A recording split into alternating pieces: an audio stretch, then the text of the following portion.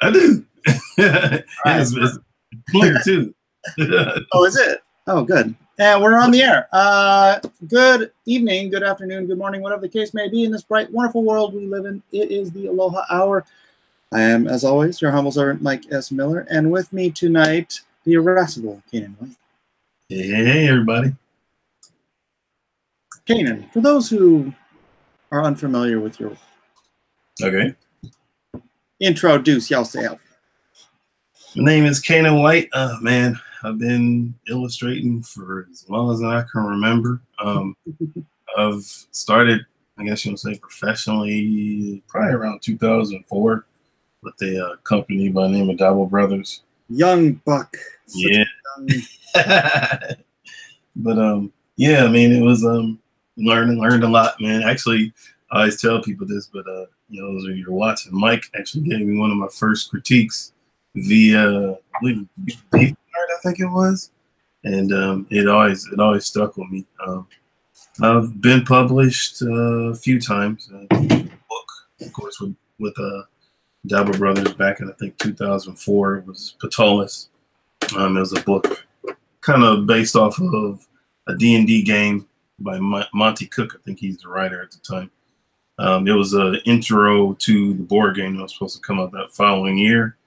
Then worked with Avatar Press, did a couple books with them, worked with Kieran Gillian, amazing writer for Marvel. It was called Uber. And then I did a historical, I guess you would say, documentary graphic novel with the amazing Max Brooks, who's the one of the guys that, if you guys know who what World War Z is, he wrote that. So it was just his take on, well, not really his take, but just really telling the story that had never been told. It's almost the same story as, I don't know if anybody remember that movie Glory, but it was almost the same scenario just many years later. So did that, and then now currently working on Brand, which is our Indiegogo project. Me and myself, Antonio Bryce is a writer. Doing good with that.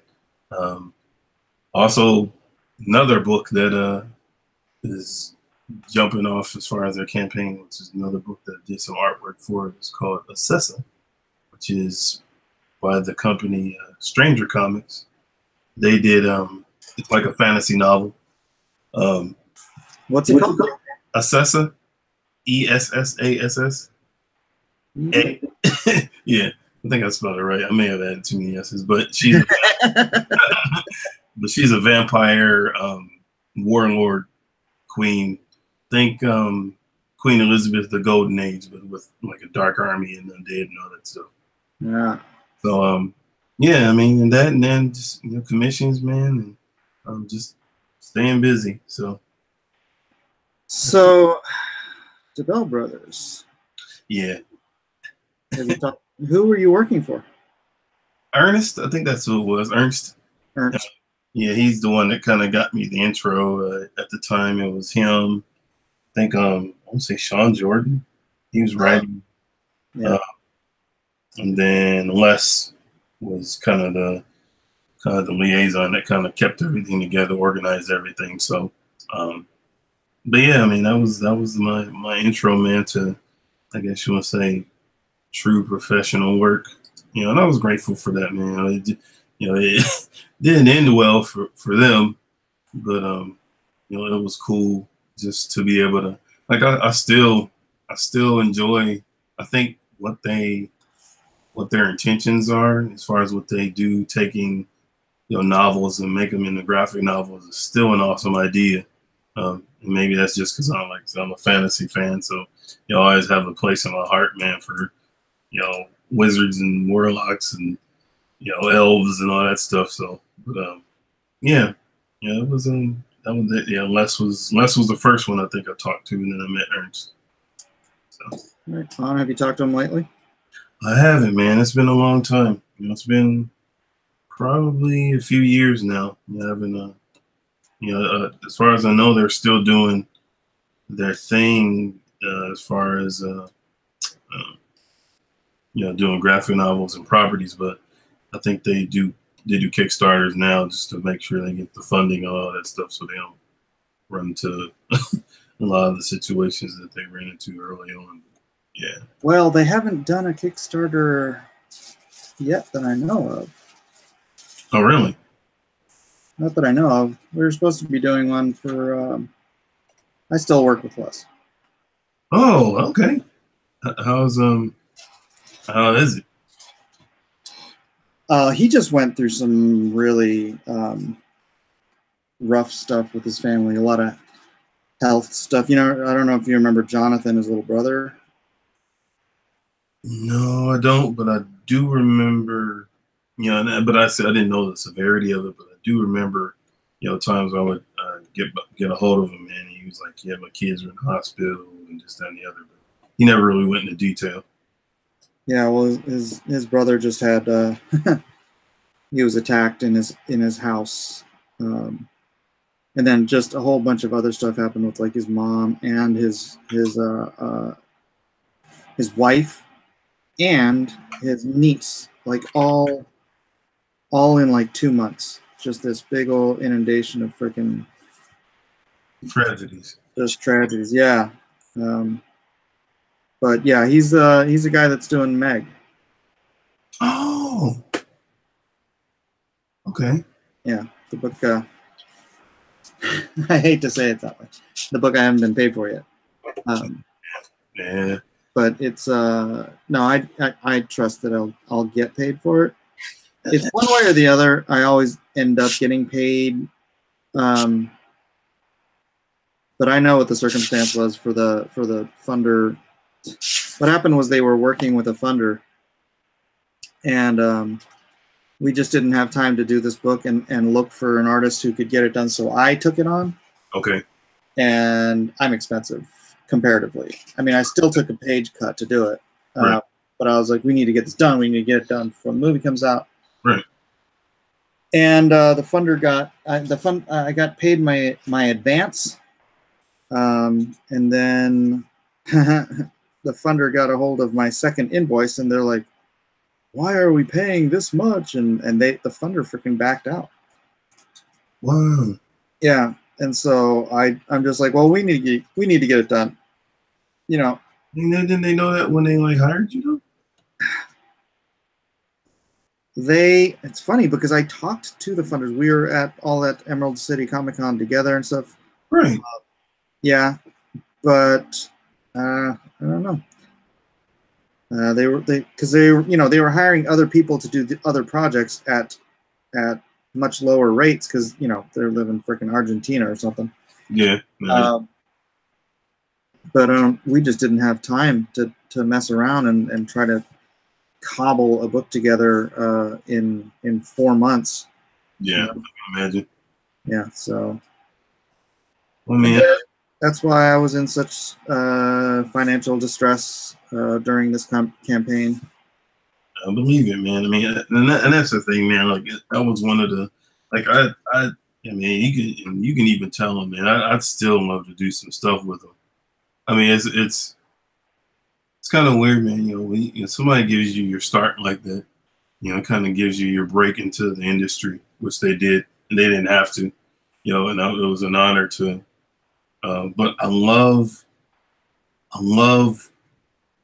maybe it's out of nostalgia for the genres that they handle, man. But I really do enjoy like working. Like they're good guys. I mean, I love the vibe. Their spirit, man. Their heart.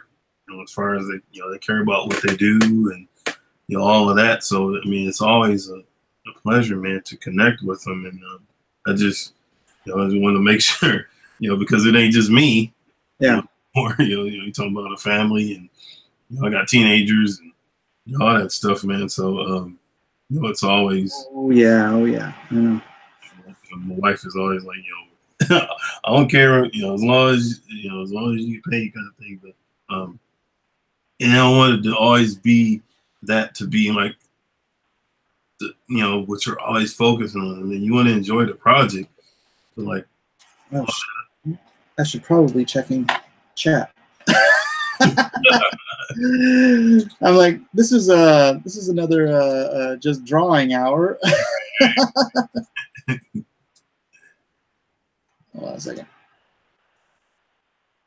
But no, Les wants me involved. Oh my gosh, enough of this. You know, like as art director. I was going to say more in like a larger capacity. Yeah. You want to do it? I mean, if he can get everything together, that's the thing. He's always got irons in the fire. Yeah. He's always got things he's waiting on. Look at this thing sticky.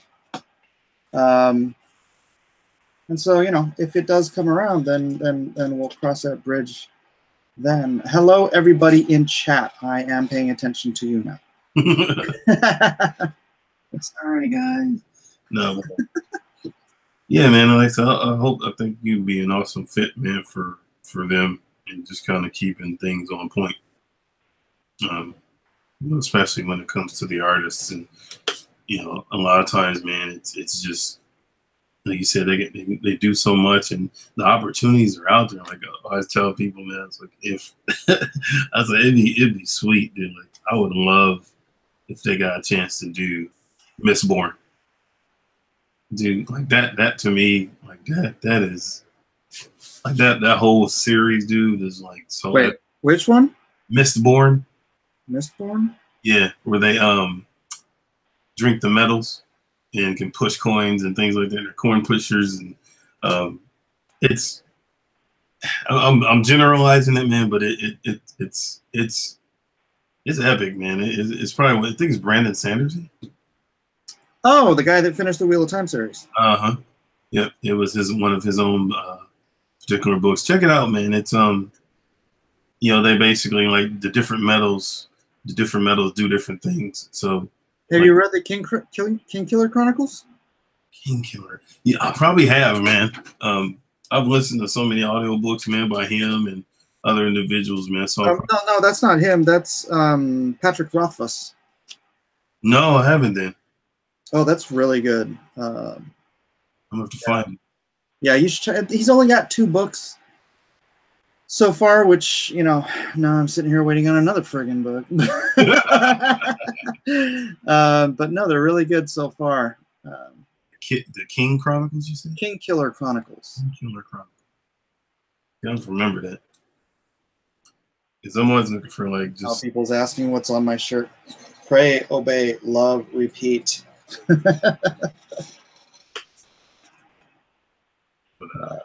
Bigfoot Bill's Indiegogo campaign is ending tomorrow night, so make sure to back it while you still can. Yeah. Link is in the description, people. Link is in the description. And make sure you, I'm sure you've already backed.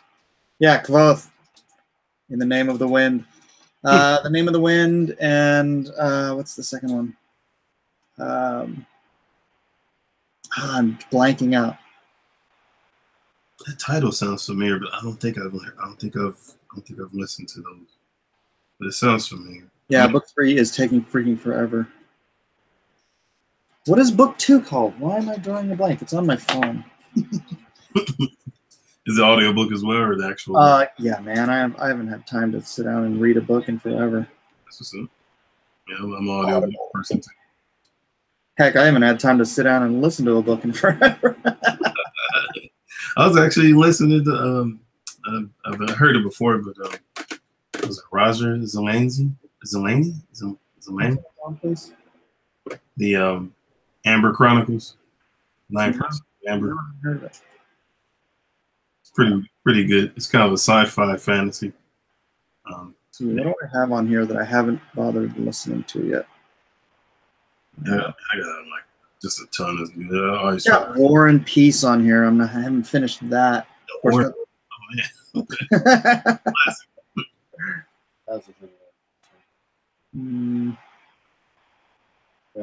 Let's see. Where's my library?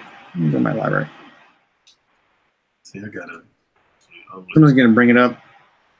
Bring off some of the ones I forgot. I have Fool's Assassin on here. I haven't even listened to that yet. Robin Hobb. Fool's Assassin. You know, I think I have that one, dude. Yeah, because George Martin said this is why I got it, because George Martin said Robin Hobb is how fantasy should be written.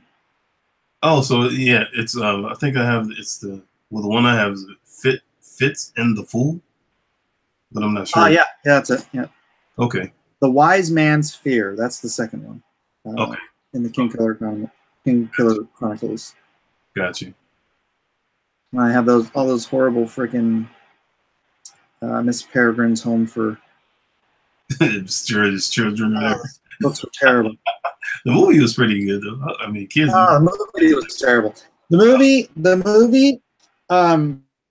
The movie followed the first book, right? It's a 3-book series. The movie followed the first book for the first half or 2/3. And then he made everything up after that. Oh, really? Yeah, I mean, so he must have gotten the rights to do the movie based on the first book. Okay, it took artistic license. Yeah, but it's a 3-book story. Right. So, what do you? I mean, it was. I guess for me, it was different because I'd never read the original books anyway, so it was just something different, man. It kind of fell into the same vein as like, for me, like kind of like Lemony Snippets and a little bit of like Spiderwick kind of Chronicles kind of thing. It was a little bit of, and then kind of a superhero vibe with with the the Misfits. Yeah, I just thought the acting was just so bad. Yeah, I mean, especially what's her face, man. It made me never want to watch another movie with the. Yeah, I don't know what it was. She just annoyed the living hell out of me in that movie. I liked it better when she died in James Bond.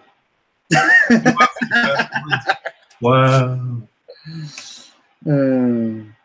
Makes a great corpse. Like you have no dialogue. Just dead. Like, wow. Maybe she should be a White Walker on Game of Thrones. Oh man, dude, I actually got to keep caught up with Game of Thrones, man. I think I tuned out season 5. Oh, really? No, I'll say part of 6, and not intentionally, just got busy and stuff. But my wife, she's watched all of them, and haven't you seen this yet? I want to talk to you about it. But I mean, she's told me a little bit. I mean, it doesn't spoil it for me, so I'm just like, I still have to see the visuals. But basically everything that I kind of figured was gonna happen is kind of starting to take shape. Well, that's the funny thing. In the books, you can't expect anything. Really? Yeah, the books. I mean, when they first come out, they're like, nothing you expect to happen happens. Okay. And then towards the end of the book, something you did expect to happen happens, and you didn't expect it to happen because nothing else you expected to happen happened. All right. So he surprises you by doing what you at least kind of figured was going to happen anyways. Well, that's cool, man. But that definitely keeps you guessing, and yeah. Even the TV show, the Red Wedding, everybody talks about, was like, having not read the books, they're so engrossed into it, man, and then you're like, man, like nobody's safe. Yep, that is right. Yeah, well, I mean, I kind of figured that even when they, I think it was with the first or second episode when Eddard was killed, took his head. I was like, oh no, dude, that was like the end of the first season. I know, but I was just kind of, it was like, I didn't think. This is Sean Bean, man. I'm like, okay, he's the main actor, and cool, he's gonna be around, and it's just like, wow. And you're like, oh, you're like, what? Okay. So hey, right. So no one's safe. No, that's right. That's the lesson you learn from his death, is that no one is safe in that show. Wow, they definitely stressed that. Man. I was just like, oh, okay. Well, yeah. And they said there's still major players going to die in the next season. So, really? Yep. Hey, do you know who it is? No, I mean there's prophecies and stuff you can play with, but No, definitely. But still, you know, that's the thing, is that sometimes George will take those prophecies and turn them on their head in a way that still aligns with the prophecy, but is not what you expected from it. Right. You know? So the prophecy, if you've read the books, because they left it out of the show, is that Cersei will die at the hands of someone known as, what's the word? It's a Valerian word that means little brother. Brand, you think? Well, that's the thing. There's lots of little brothers, but she only has one particular little brother. So there's all these different, you know, Jaime is technically her little brother too. Yeah, I guess he is. She's always suspected it was Tyrion. But, you know, that's so obvious. I don't think George would do that. You know, if he did, if it was Jaime, it wouldn't be out of the question, for the sole fact of she basically has at least I'm going off the series, and, you know, she's basically become the Mad King all over again. You know, and then he killed the first one. Yeah. So it's almost like, you know, coming full circle. History repeats itself, except this time it's his sister. So yeah, it'll be interesting to see. Can't wait till somebody kills her, dude. It's gotta be, she gotta die in agony, dude. It's like, it's that Cersei. Oh my gosh, she blames everybody else. It's like, dude. Well, see, that's the thing. It's there's this prophecy that's what's going to happen, but what if it means something else? What if it's you know, figurative death, like, you know, soul taking, or just the death of her spirit or her dreams or whatever? Because there's this other theory out there that it's what's his face, Euron Greyjoy. I don't think you've even gotten that far. Is he the cousin? No, he was the brother of he said Theon. Yeah. No, not Theon, Euron. Oh. He would be Euron, Theon's uncle. Okay, is he the pirate? Yeah. Okay, I know you're talking about. Yeah, that guy. Actually looking like for real. There's a theory that he is the little brother, because in the prophecy it speaks of drowning, right? You'll drown in the tears of your children, and, you know, the drowned god and all that kind of stuff. And that's a really speculative one, but it made me think, well, what if the death is you know, with her hands wrapped around her throat? What if that's like she's forced to marry him, you know, against his will, because, and he takes her, and she has to go be a salt wife on the Iron Islands. Yeah, that would be like poetic justice, though. Right?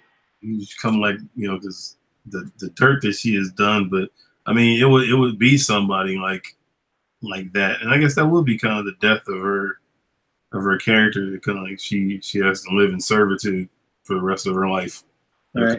As opposed to you know, ruling, which is something he, I guess, craves power, and have that snatched away and marry somebody that is lesser than her. Right. Total, right. That would destroy the Lannister name as well as. Yeah. That's interesting. I don't know about that. Totally tangential. Popefire wants to know what your favorite Titan is from the Titans. Oh, like Titans, as far as which, like, the comic Teen Titan? Yeah, Teen Titans, Titans. Right. I removed a wrench, guys. I removed a wrench. Probably Damien. Just because he's probably my Damien. You talking about Teen Titan? You talking Titan? Okay. Teen Titans, yeah. Titans, probably Dick Grayson, just because. I mean, I don't follow him a lot, man, but I think he say Raven. No, Raven's not my favorite. I always have to say, for the Titans, it would be Dick Grayson. And then I think for the Teen Titans, it would definitely be Damian. Just because he's got so much attitude, dude. It's like the way he took over the team, basically said, "Hey, I'm leading." Everybody was like, "What?" But are you still collecting comics? You know what, man? I don't. I actually don't, but I kind of stay abreast on certain ones. Like for a while, I was following the Super Sons. Thought was pretty cool. Love the artwork. Anything Superman, I'm usually, whether it be Action Comics or Man of Steel or, any of his stuff since Rebirth. I've gotten back into Superman. I check out Batman every once in a while, man. A little bit of Wonder Woman, but yeah, I mean, as far as collecting them, man, I usually read them digitally. Yeah, I don't actually buy the copies or whatever. There's a website you can read them online. So do you do that what's that Marvel deal? You pay like $10, you can read everything.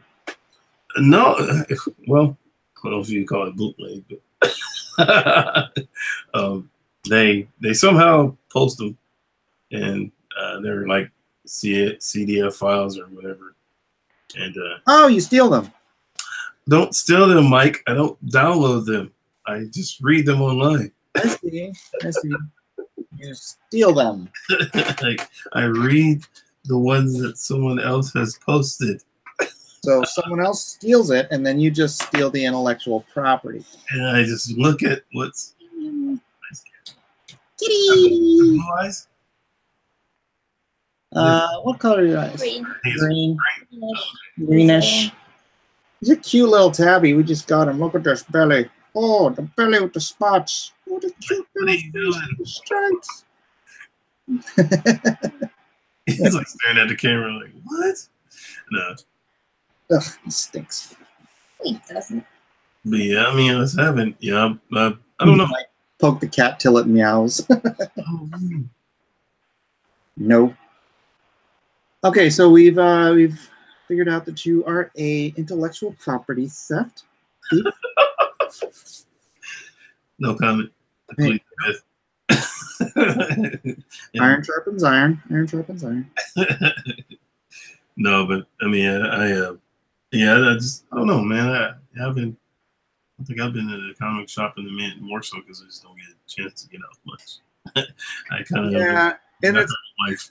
I mean, you don't want to spend that money and have it just be crap, and so much of it is just crap. It's Yeah, and I think that's one of the big, just like you always look for the art and stuff. And I mean, honestly, man, with the exception of like some of the DC Rebirth stuff, a lot of it just I'm out of touch with a lot of the stories. So I'm like, I don't.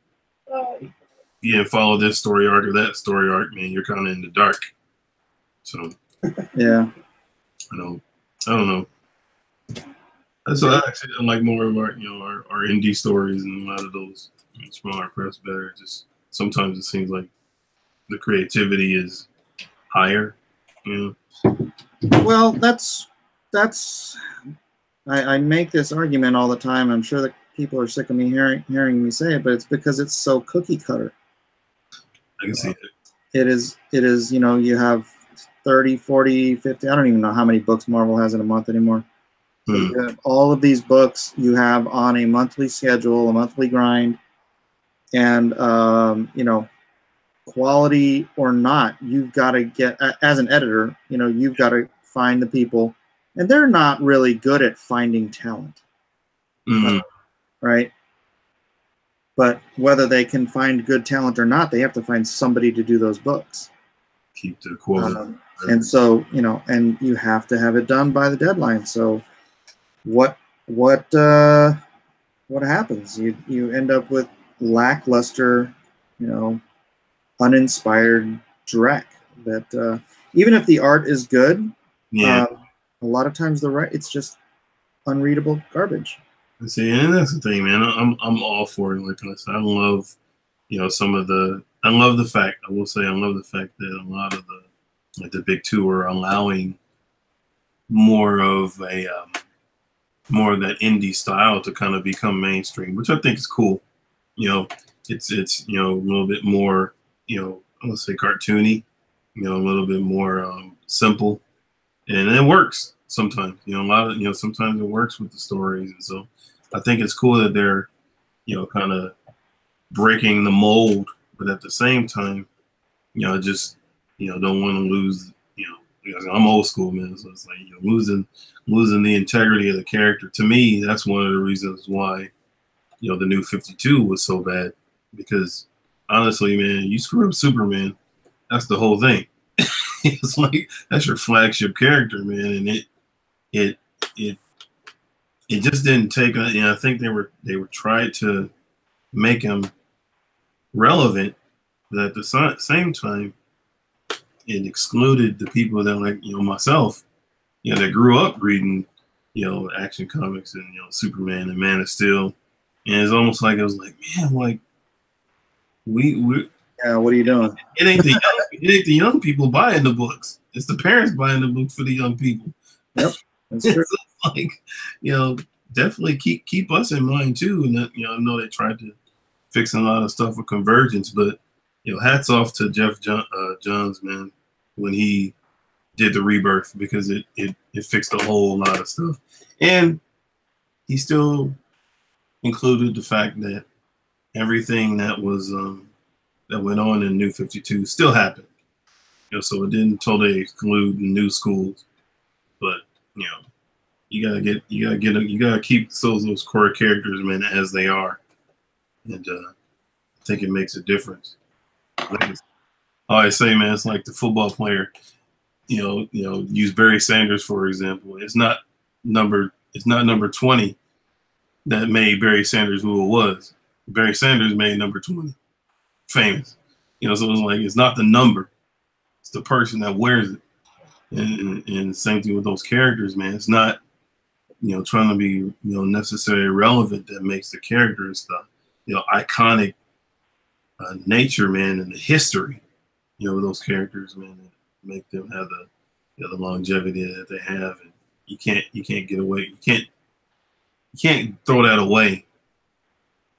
I think it messes with a lot of stuff. So yeah, they're not honoring the legacy. Yeah, that's what I'm trying to say. Yeah. They forget that we stand on the shoulders of giants, and they think they got up there by themselves. And it's crazy. Like you can't, because just calling me, people have invested. They invested into these characters, man. Some more unhealthily than others, but yeah, but decades. Yeah, of their lives. Absolutely. It's like you owe it to the and you think about the brothers that created Superman, and Bob Kane and these guys that they're the original intention for these characters. You can't. You can bring that in there, but it's like Prince. Prince, he evolved with the time, but he was still Prince.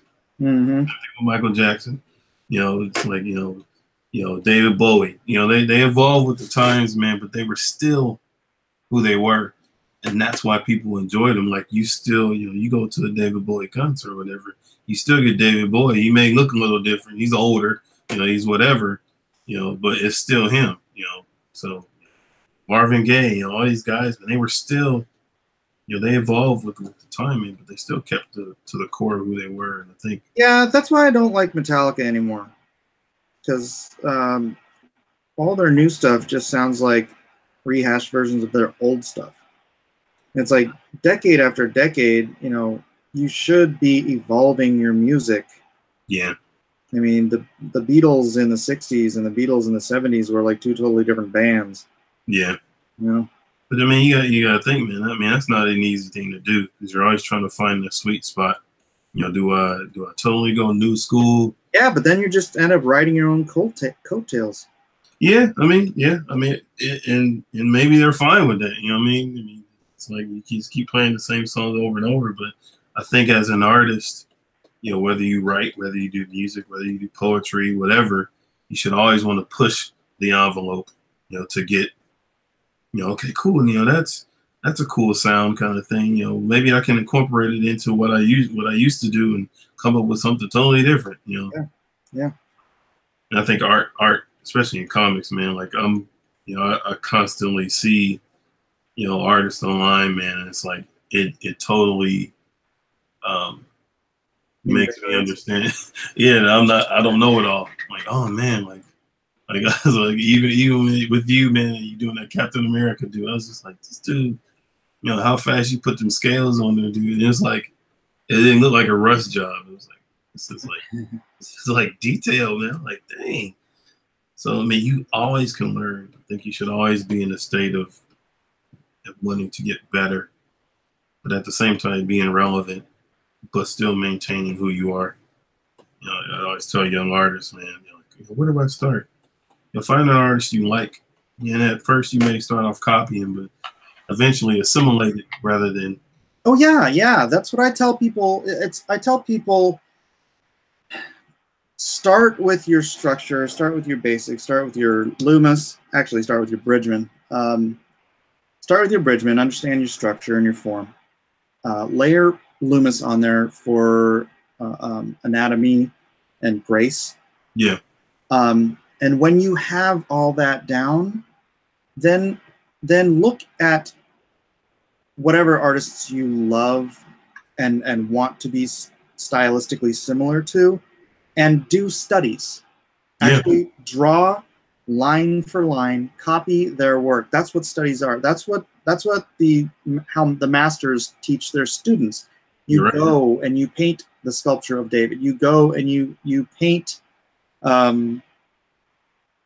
you know, the Last Supper. You paint duplicates of the people you want to emulate. And therein, little things, you'll pick up little things. You'll pick up little ways, shorthand, whether it's doing hatching or line weights or, you know, bulking up certain angles or whatever it is. You pick these things up, but it still remains a style of your own because you have your structure underlaid underneath. Absolutely, man, and that is, I think that's, you know, as I tell, you know, doing it not to just copy, but you're figuring out, okay, why did he make it like that? Why did he choose this angle? Why did he add that type of shadow? You know, why did he, you know, and you're right, in the breaking down of it, in the tracing and the copying at the, you know, starting off. You're figuring out, you know, anatomy, foreshortening, and, you know, things like that from whatever that artist is that you decide to, you know, follow. And then, like you said, from there, you know, don't forget your style, but a lot of times your style will come out of a series of other styles. You know, like oh, okay. I mean, don't just want to go draw like Joe Mad, right? Pick up, study some Joe Mad, study some Art Adams. Study something totally different. Study some Mike Mignola, right? Go in different directions and see what becomes comfortable and natural to the way you want to draw yourself. That's good. Yeah, I mean, even and I know, you know, my just kind of my artistic journey. Man, I mean, it was.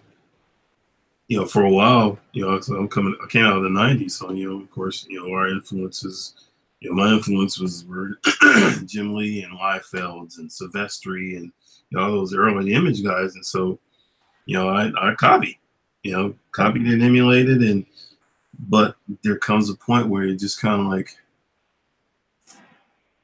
like, man, you know, like I can't. I'm losing myself. Yeah. So, you know, I remember I went to a fellow artist of mine, and, you know, he just gave me some simple advice, man, and like really stuck. He's like, dude, he said, for right now, he said, throw away all that stuff you did and looked at. He said, and don't reference comic books. He's like, look at life. And so that's what I did. You know, for a while, you know, I remember it was almost like I didn't physically completely throw everything away, but it was kind of a, you know, figuratively speaking, to start over, I had to shut off certain influences so I could truly like regroup, man, and find your own style. Yeah, and so that's what I did. I started drawing, and And then eventually when I came back to like referencing comics and stuff, my influences changed. I think the first book that kind of started that for me was DC's Identity Crisis. And I saw, where I think it was Rax Morales, in the back of the little forward or whatever, he was talking about how, he referenced actors, like Elongated Man. I think he used Danny Kaye, and then somebody else he used Clark Gable, and somebody else he used Sophia Loren and Lauren Bacall and all these individual old classic Hollywood characters. And so I was like, oh man, I was like, I didn't know you could do that. And so that kind of led me to, eventually Alex Ross, which I loved. Saw his Mythos book and was just like blown away because you got to see his actual pencil sketches, leading to, the actual full artwork. And now it's kind of like, oh man, like this is amazing. So which then led to Brent Anderson, the guy that did Astro City, because I was like, I like the realism, but I don't want to do it that detailed. You remember this part? Yes. Yep. Dude, like is that the Identity Crisis? Yeah. Yeah, man. Like that whole book, dude. Got that whole thing? Yep. Remember who drew that? Did you? Yeah. Dude, man, I mean, like, dude, I'm telling you, man, I didn't know. I'm still learning who did what names, and so now that I look at it, man, like even when you said you did Injustice, I was like, okay, I can see that because you have a style that you do, how you do faces and hands and eyes and stuff, and I never even dawned out. I just knew it was good and polished. But I didn't know it. I was like, who does this? And so that's awesome. I guess that's one of the influences on the Identity Crisis too, man. But it led me to like I said, that type of style, and then eventually John Cassidy, and then I think the one that really kind of had an impact on my style early on was Brian Hitch. Yeah. I was filling in for Hitch on that. Oh yeah. Yeah, I did. I don't remember how many issues I did, but Brian's great, but he's not the fastest artist on the planet. Yeah, okay, man, I can. That's my job. I mean, what do you think, man? With all that rendered style, and you think about like the stuff he did for the Ultimate stuff. I mean, to me, like I say, he does a lot. He's doing DC stories and stuff now, but to me, his Ultimate stuff was like his best stuff. Like, yeah, it was amazing. Yeah, I just picked up Fantastic Four he did, and I mean, it still looks good, but it's not as good as his Ultimate stuff. Yeah, I mean, you can tell, man. Deadline and demands and stuff. That's what I feel about like David Finch, man. Like his work is amazing, but it's still not like when he did like Ascension and the early like what's his name, Moon Knight, stuff like that. Like just the detail that he put in there. I know you can't really do that anymore, so but then I said then it led to like Travis Charest and I kind of settled kind of a little bit in between like a Hitch and then some of the new guys that started looking like Ivan Reyes and Mike Perkins, guys like that. And so my style is kind of like a plethora, man, of all those guys combined. And like I said, I actually have reference folders, man, where I just like, okay, that's how you did the muscles. I'm like, okay, yeah, make sure I, kind of tweak it, but still, I mean, I think you should never stop doing that. I think you should always keep learning from different artists how to do different things because it keeps you fresh. Yeah. So, yeah. You hear that? Yeah. Gosh, I should probably get to the topic. Let's see here. So the Daredevil season 3 first look came out today. Did you see it? I saw a quick, brief trailer, man, but not. Yeah, that's all it is. It's like this little brief trailer. Let me see if I can play it on here without. I think it showed Matt Murdock beat up because like, he was like all scarred and stuff. Yeah. Darn it, I don't. That's probably still the best Netflix superhero thing on. You know. Yeah, man. When it came out, I was like, you know, before it came out. Hold on, let me Google this. This is YouTube. Okay. Before it came out, sorry, was that cat hair in my throat? I was watching The Arrow and thinking, you know, wow, this is how comic book television should be done. Yeah. And then Daredevil came out, and I'm like, wow, The Arrow sucks. Yeah, I mean, but you know, you think like the restrictions of Netflix versus was it? No, I can't do that. It's not restriction. It's just skill level. I mean, yeah. You know, you could take out the swearing and the blood from Daredevil, and it would still be just as well acted and just as well directed and just as well written, because that's the important stuff. All that other stuff is superfluous. I agree. I mean, Daredevil definitely, for me, was kind of education into the character because I never really got into Daredevil. I thought he was kind of cheesy. I ain't gonna lie. I was just like, okay, dude, whatever. So, back in the day, man. All right, I'm gonna show this. I'm gonna show this muted so that if anybody hasn't seen this yet, that's just that's an advertisement. I could just share my screen, but I'm doing an Inception thing here. Copyright strike. No, I probably won't get a copyright strike because. I mean, you're not selling it.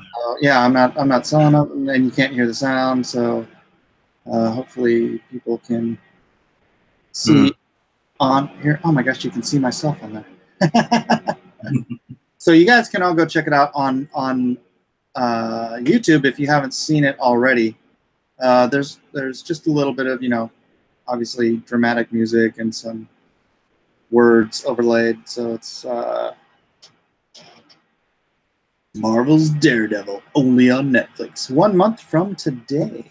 So it looks pretty cool. It is the one I've been happiest with out of the Marvel. Out of all the Marvel. I mean, it was. I did like Punisher though. Punisher was like. Oh, you didn't? I liked it. I did. I said I did like. You did. Okay. Yeah, I was like that. That was. Okay, you can stay. He did everything. You were like, man, he should do this, and he did it. You're like, oh, man, I would do that, and he did it. This is like, and that was a good choice for Punisher, man. I mean, he's rough, he's gruff, man. I mean, and, that dude, he brings an intensity to the character. So. Yeah, I never thought he was that great of an actor, but I think he played that role really well. He did. He did. Yeah, so I was happy with the Punisher too. And the crossover with him and Daredevil was priceless. Just their different ideologies on how they handle stuff. Yeah. Yeah. Like, that's cool. So yeah, Daredevil was a surprise for me, man. Like I didn't know what to expect because I didn't know a lot about the character. Somebody said I must have missed Frank Miller's. Yeah, seriously, man. I did, dude. I mean, I'll tell you, man, I wasn't in all that then, So that was the good stuff. What's funny is I didn't love it, but I didn't mind Iron Fist. I mean, it wasn't great. The first season or second? The first season. That's the funny thing. And I don't know. I have to kind of go back and check the first season to see if it's just as bad. But I couldn't get through the first episode of the second season. The writing and the acting really were so bad. So I kind of assume it was the director because like everybody was acting poorly. Like remember the second one was better. No, the second one was horrible. You think it was better? No, people were saying it was better. Oh, they're lying. They're full of crap. Wow. Well, I mean, I think that's an issue. They picked the wrong dude, man. Like, I don't know. Yeah. I mean, if the guy's supposed to be the best martial artist in the world, right? Hire somebody that I don't know, knows martial arts. Right. You remember Ray Park was supposed to play that role? I didn't know that. Back, 15, 20 years ago. Do you know how awesome that would have been? Right? Oh my gosh. Dude. Talking about doing the truly doing the physicality. Yeah. Absolutely. Yeah, I mean, the dude was awkward, man. He looks weird. It's kind of like it's not really believable, and it's almost like they try to make scenes for him where you show his display his power, and it's just like, it reminded me of is the first Matrix movie, where you knew that Keanu only had 6 months of kung fu training. But then, like, by the third Matrix movie, he was like really freaking good.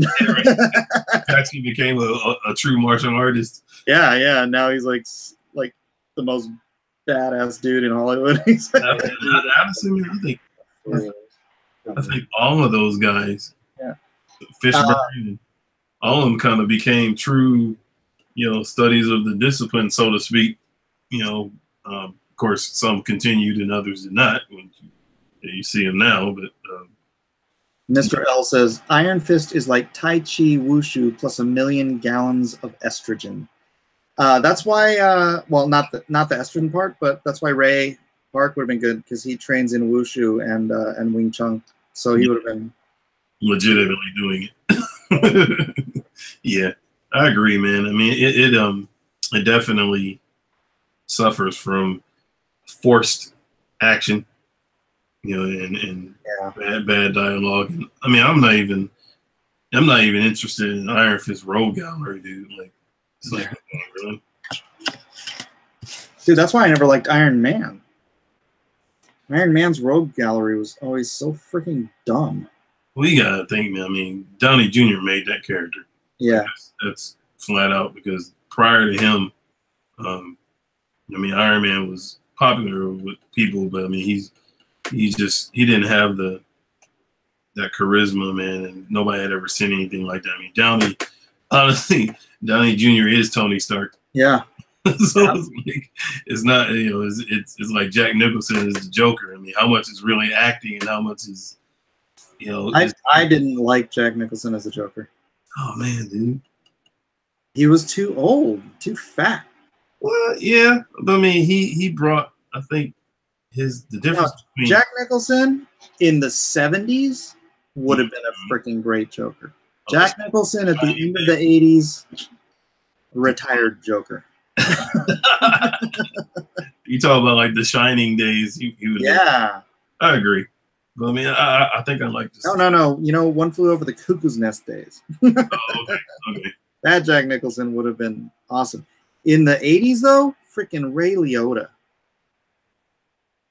Yeah. Right after Goodfellas, Ray Liotta would have been so sick. He definitely has the eye intensity. Like his eyes. And the laugh. He's got the best laugh. Right. Oh, gives me chills just thinking about it. It's too late now. Yeah, it's past. What do you think of the new with Joaquin Phoenix? I love Joaquin Phoenix, so I'm really curious. It seems like, other than Wonder Woman, DC can do nothing right. So I'm really tentative about it. But he looks creepy enough. So I mean, the gaunt face and all the weight loss and all that stuff, man. He kind of looks like a mixture of Ledger's and like the Killing Joke. And I'm not sure if he's going with that angle. If he's going with the Killing Joke version, dude, it's gonna be creepy as crap.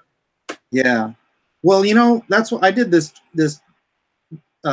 Joker image. Here, let me grab it real quick. Okay. And I sent it to my colorist, and I sent him a bunch of reference shots from horror movies. Okay. And I'm like, I want this to look like, the movie poster for a horror movie. So, okay. Chuggy, chuggy, chuggy, chug, chuggy, chug, chuggy, chug. Is that Joker 2017? Joker 2017. Okay. Oh, no, that's not the color. Here's the color. Control, open that.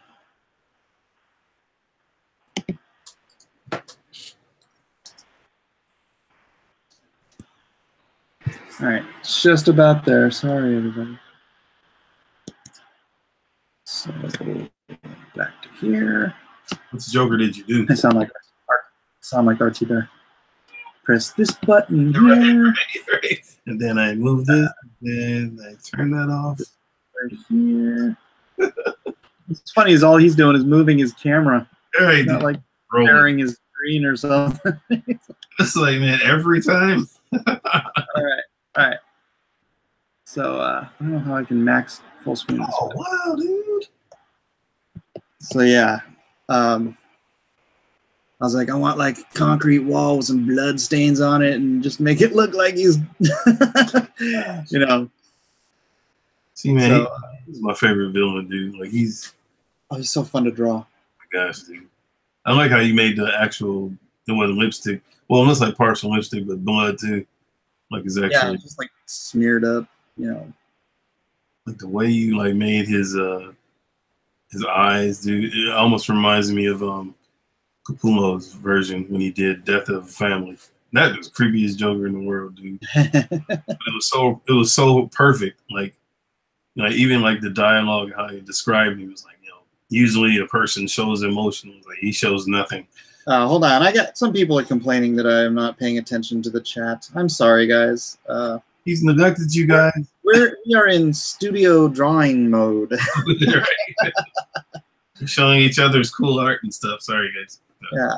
Let's see. Somebody was complaining that I don't know what I'm talking about. Jack Nicholson, I think you're all just high. What is wrong with Mike?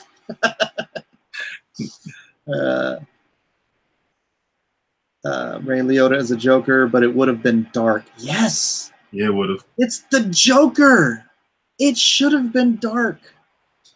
I think his take on the Joker would probably be liking to the one, almost a precursor to something that Ledger did. Yeah. But a little bit even more, not as... He would have been more manic. Yeah, and almost, but very, almost like the original Joker was, you know, an anarchist kind of vibe, but he was also like methodical. Like almost like not a... You know, he would, you know, of course he'd have his moments where he would cackle and laugh and stuff, man, but he was more like almost like a serial killer. Like it was legitimately like, oh wow, like yeah, there's something about Ray Liotta, you could legitimately see him being a serial killer. Like, oh no. He's just got those like those almost psychotic eyes. Yeah. You know? And his when he smiles, man, he's got such a wide Jokerish grin. It would have been so great. He does. I should do a young Ray Liotta as the Joker sometime. You should, man. With the casino days or Goodfellas, use that reference of him. But some people want me to talk about the Comic Con. Why? It's over. Yep. I was about to say it's done. We done with that. Yep. Move on, man. Yep. I mean, honestly, man, like it's, you know, not like I said, not really going into it, but it's just, I think it, you know, for all things considered. This is all things considered. You're right. No, right. NPR show. No, actually, listen to NPR. It ended the way I guess it had to, and you know, it's I don't know. Yeah, I mean, it's kind of seems like it left, or it kind of seems like there's somewhat of a truce between some people. You know, more so I'm thinking about the online folk, because you know, it's yeah, you know what, Ethan tapped me out of that. I was just going a little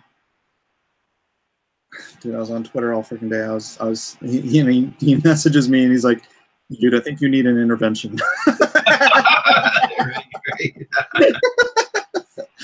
And I'm like, yeah. I know you're a fighter, man. I know that. Well, it's not just that. I read some of Dan Panosian's like the posts that he writes regarding to Comicsgate, and he seems almost like he's reasonable. Mm-hmm.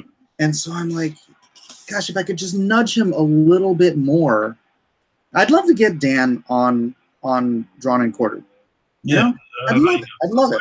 I mean, Dan and I used to be pretty good friends. I mean, he came to my freaking wedding. But I don't know, he's just gotten into this argumentative state. And he's like, well, I don't want to do anything until until it stops arguing. It's like, the way you stop arguing is you stop arguing. You stop arguing. You come on the show. Let's freaking hang out and have a good time for a couple hours. Yeah. I mean, my thing is, man, agree to disagree. And there's nothing wrong with that. Like I said, I had a awesome convo with, one of the, artists, man. He's, pretty known and, good guy. I've watched him for a long time. We talked about it, like he had his perspective and I had my perspective, man. And me and him settled it. We just kind of, I respect you as a professional, bro. And, I'm inspired by your work. So, I'll never have issues regardless of what you believe. I'm about the art and the craft. And so we squashed it. Of course, you had fans that kind of jumped in the middle and, folk that like to start stuff. Yeah. I was like, man, I don't argue on Twitter. I don't fight on Twitter, bro. So I'm done. I ain't got time for that, man. Yeah. I ain't fighting on social media. Like, it's like, man, come see me for real, man. That's Mike's job. Right? But I mean, it's so much like it's like petty stuff, man. I mean, I was like, it is. No more drama. I'm just like the idea of changing people's minds works. Yeah. I mean, it's over. I mean, you believe what you want. That's fine. That is completely fine. People keep still trying to fight, man, and still try to. I just don't respond, man. I just don't engage. Well, hold on a second. Nope, you're good. Is that outside? Yeah. What is it? Can you go check? It might be Baron. Is it an alarm? Hear a cat meowing outside, and one of our cats has been missing for a week. Maybe that's it. Baron! They know how to come home, so they just don't. We saw him last Saturday, and he ran under the deck and then ran away from us. And it's like, no. DJD show for $2, my first super chat of the night. For the Comic-Con Fund. Do more Game of Thrones. Good job, Mike. Thank you. Are you gonna do that Game of Thrones, Jim? Yeah, I've been trying to. I used to go on this website called Westeros.org. Okay. And they had a message board there, before Facebook and all that stuff. Right. Go on there and talk Game of Thrones all the time. And I got on there today, and I posted up a thing. I was like, hey, I want to start this Game of Thrones show. If anybody wants to come on and be like a regular guest, and we'll just sit around and freaking talk Game of Thrones for a couple hours every week. Geek out on fantasy. Yeah. Did you get a good response or no? I haven't had any response yet. I had a couple people talk about it on Facebook account. No. Okay. Yeah. And that'll be perfect timing, man, with the season about to roll around. Everybody's not gonna roll around until next year. I know, man, but hey, it's closer than it was. True. And that's supposed to be like an extended season. Like this is it, is it? One more. Great loaner for $2. I hope you have enough room for the LONESTAR books. Oh yeah, because what's his face? Rich, Diversity in Comics. He got his. Which one was it? Not Jawbreakers. You got the other one. Iron Sight's in today, and it's like, holy cow, that's a lot of books. I thought about it. I'm like, dang, where are we gonna put all these? I don't have as many as he's gonna have, but still, I mean, yeah, I'll have to figure that out. My friend does have an office with a spare room. I could probably store them there for a while. On there. Got you.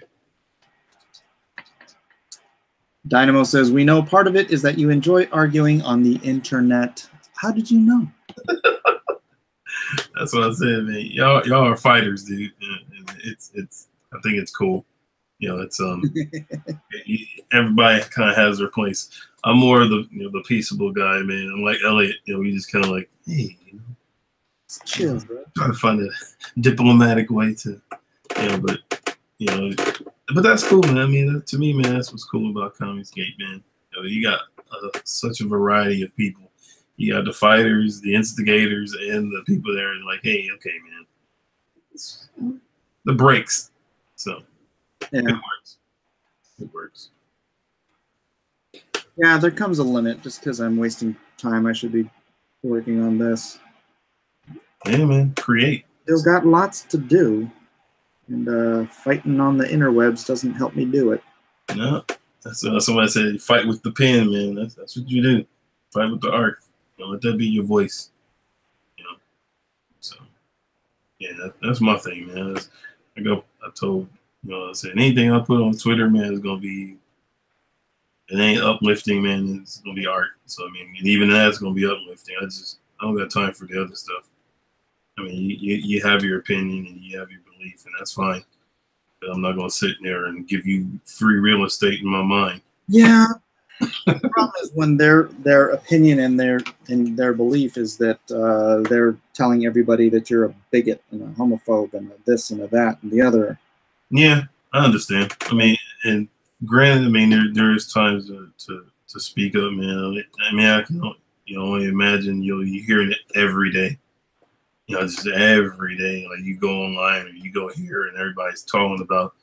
And I mean, and that's kind of blows me away. Like, any of the slanderous, granted, I've heard things during our live streams, man. It's just kind of like, oh, I don't want to say, people say different things and you get in the heat of the moment, but,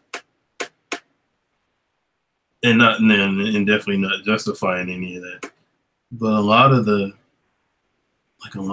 just anger, man, I keep seeing is from everybody else. Yeah. It's like, man, I don't understand. Like nobody says anything. Like nobody. Because they agree with their ideology. That's it. They're perfectly happy with being hypocrites, as long as they can point out when we're hypocrites. Yeah, I mean, it seems like that. I mean, and I don't know, man. It's just okay, I mean, I always think of one thing I learned from, I learned some life lessons from comics. I know we were showing, you were showing Identity Crisis, and I always think of one thing that I think it was Flash and Green Arrow were talking, and they were just talking about like once everything came to fruition as far as what had been done and people getting mind wiped and stuff. I think it was Flash or Green Arrow. They're like, I can't believe that I would do this. And Green Arrow was like, dude, it's like we have the greatest detective in the world on our team and a person that can hear people from across the universe. He's like, they saw and heard what they wanted to hear. If they really wanted to investigate what happened, they would have. He's like, but they saw what they wanted to hear. And, I kind of feel like that. Like sometimes, man, it's like people are going to see what they want. They're going to kind of form their own opinions. And yeah, you know what's funny about that? Mark Waid wrote that. Really? Yeah. Wow. How about some self-reflection there, Mark? I mean, you see it playing out in living color. It's like the same kind of thing. Like, so that's an age-old thing. My mom always taught me, man. You can't sway people. At the end of the day, they're gonna say what they want. They're gonna believe what they want. Yeah. Hey, it's been an hour and a half since you said you were almost done. Go to sleep. Put the smack down. That's correct.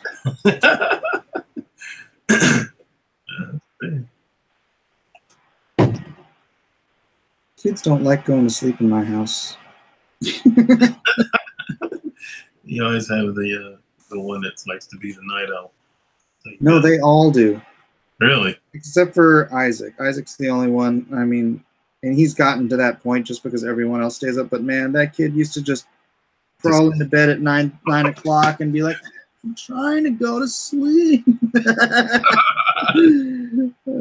so great back then. So my my second oldest was always like that, man. Even from when she was a baby. I remember it was we put her in a little rocker thing. She would fight going to sleep till like 11 o'clock. As soon as 11 o'clock hit, 11 to it was started at 10, and we let her cry, because a lot of people don't realize. Gosh, you're reminding me a lot. That one was like that too when he was a little kid. Yeah, I mean, it's just like cry, and then like as soon as like 12 o'clock would hit, she would crash. Yeah. And it would have every night. It was the same thing. And so the older she got, when she was probably like maybe 5, like go to bed. So she'd get in her bed, and then like 5 minutes later, she'd be peeking around the corner, like go to sleep. So we discipline her and like lay down and help her, whatever. And then she come back again. One time she like covered herself with a blanket, army crawled out to the room, and I was like, dude. And so now that she's a teenager, she still don't like to go to sleep. So I was like, yeah, but she's a night owl. I get it. But I was like, you got school in the morning, man. You can't. Yeah, my daughter will stay up until freaking 4 o'clock in the morning. I'm just like, right. And then I want to get up to school and falls asleep. Right. Like I was tired. Mug, you can't sleep. Why don't you just sleep at night like everyone else? Right. You can't be up to 5 every night. That's my time. That's correct. That is correct. So someone keeps asking me if I know Probst. I don't know him. I've never met the man. I did donate last night though. Who's Probst? This guy Mark Probst, he's a inker, I believe, and he there's trouble in the chat, I'm being told. Well, that's why we have like 20 wrenches in there. And so he got behind on his rent or something like that. And so Ethan had a little telethon for him last night. Awesome. Yeah. I saw the aftermath. Because we help each other in this community. Yeah. Yes, we do. But nobody sees that. And if y'all would like to help me, LONESTARcomic.com. LONESTARcomic.com. There's no trouble here. Matt Hayes, $5. How many commission requests are getting Kanan? Are you getting Kanan? Any prints or website? You did the right thing, Mike. Win for Comicsgate and 1 favor with Grand Rapids Con. Yeah, it's funny. There's a lot of people who are saying you should never apologize. You should never apologize. And I was of 2 minds about apologizing. Yeah. But after I did, I heard from one person who said that they saw what I said and thought it was racist, but accepted my apology and suggested people move on. And I'm like, well, you're like the one person that apology applies to. Yep. So it was not a waste of time. Yeah, I mean, right. I mean, I think you handled it right, man. I think you, they say you swallowed the pride, man, and because you gotta know when to pick your battles. You gotta know when to fight, and sometimes you gotta know when to. All day, every day, Kanan. Like that's what I do. No, life is a battle. Yeah.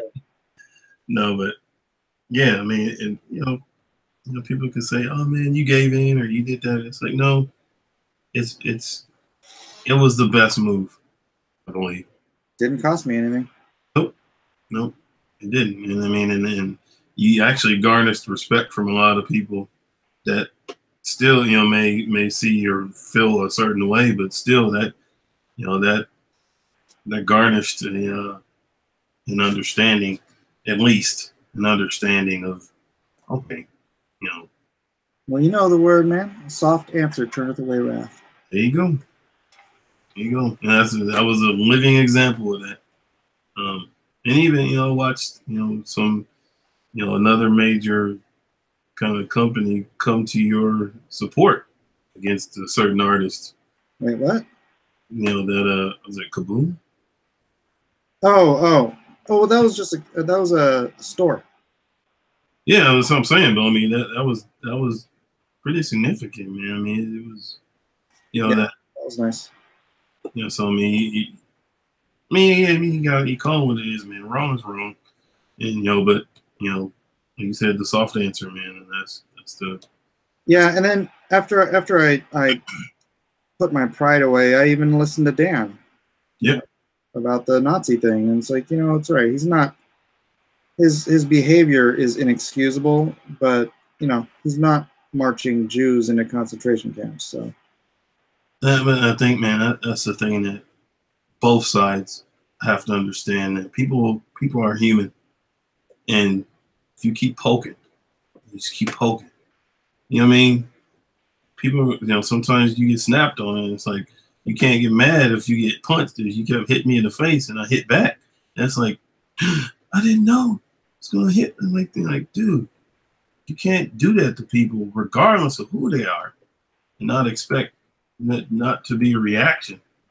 My daughter ran into that. Nobody actually physically hit her, man, but this one young lady, man, was just egging and him. She tried to walk away, and she followed her, still talking stuff, and she was like, "Back up," and then of course the teachers got involved, and they actually ended up disciplining the other lady, man. But it's like, man, I'm trying to walk away, dude. I'm trying to back off, and you keep saying stuff and keep prying and keep pushing. It's like, what am I supposed to do? Yeah. You want a reaction? Is that what you're trying to do? So, yeah. Good job, man. No, here you go. It was hard. You did. Did you continue that conversation with Dan? Because I kind of begged out. Yeah, I talked to him a little bit. I just, I ended it with a compliment, man. Kind word. And I was like, I appreciate your art, man. I think I've seen your stuff for a long time. And I was like, and if that's the first step that can kind of unify this split, let the art be the language. Yeah. Just like music. Music is the language, universal language, man. No matter what you are, how you feel. It's like at the end, you saw that back in like, talking about back in like, 50s, and they may not have liked the artist from Motown, but they love the music, and that was you had people in American Bandstand dancing to they're dancing to Marvin Gaye and Otis Redding and all these guys. And so art is universal like that too, man. It has a voice, it has a language, and it's a remedy to a lot of stuff. And that's why I keep, whenever I talk about this whole, us against them, we're artists first. Yeah, I know. That's why I want Dan in here. Dan has known me for probably 25 years. He's known art like they were practically office neighbors at Extreme. Wow. And he can't just put away. I mean, he can. I'm not gonna assume that he's never going to. But yeah, I wish he would just put away the animosity and come have fun with us for a couple hours. It's not like we get all political on that on the freaking drawn and quartered. We just sitting there talking crap to each other. You're drawn and quartered. That's probably one of my favorite things, man. It's like y'all, we all, man, it's classic fun, man. Yeah. Friendly competition. You can't get with me, dude. I got stuff like that, man. Like no strings attached. You don't gotta have your have to have your ammunition ready when you come on the stream. And it's just like, man, this ain't no like an interrogation or nothing. We are literally I mean, this is geek artist fun. This is what we do with our time. It was like being in a studio. Right. Yeah. And I think, man, that's, but again, I mean, honestly, you know, Mike, man, I think that's the case with, you know, a lot of stuff. A lot of opinions are being formed from the outside as opposed to truly trying to figure out who and what, you know, Comicsgate community is. And then once you figure it out, you're like, oh, wow.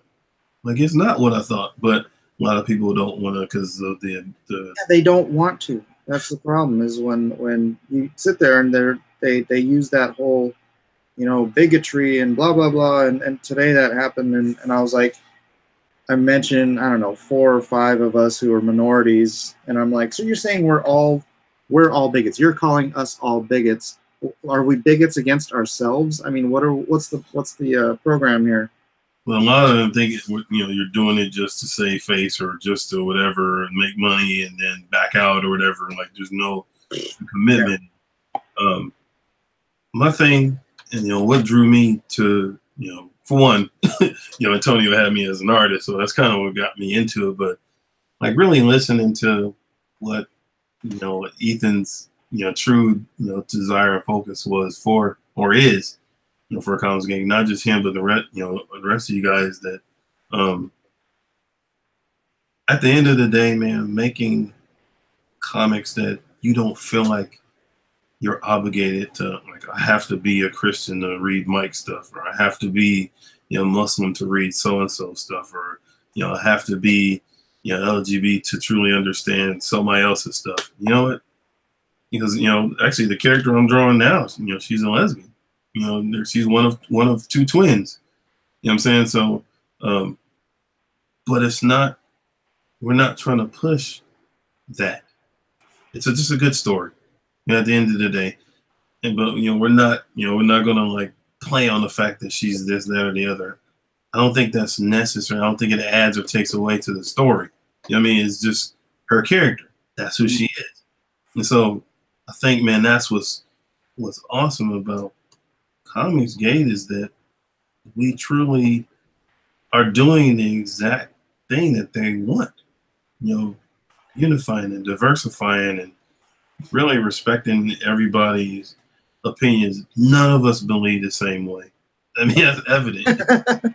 You sit and listen to the streams, dude. It's like, you know, it couldn't be further from the truth. You know what I mean? But what's the unifying factor? We love to art. We love to draw. We're artists. You know, we're creatives. You know, we love storytelling.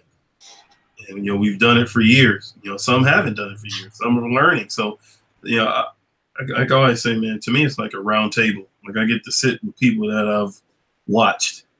And that's the difference, man. You know, what platform are you going to be able to access, you know, Ethan Van Sciver, you know, Mike S. Miller on a daily basis, you know, John Malin, you know, where are you going to be able to? John who? John, other than the convention, you know what I mean? Never heard of him. And even, you know, even in conventions, man, you don't even, it's limited because that's not the focus, you know. And so, you know, here you get to interact with the fan base, man, literally almost like a one-on-one thing, man. To me, man, that's invaluable. Yeah. That's true.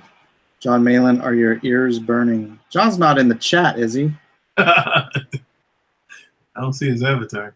He could be hanging out somewhere. But yeah. Is anybody else streaming right now? I have no idea. I was asking the chat, but it takes like 14 seconds for them to hear what I said. So. Gotcha. But, yeah, man. You know, so we stay the course. You know, we do what we do.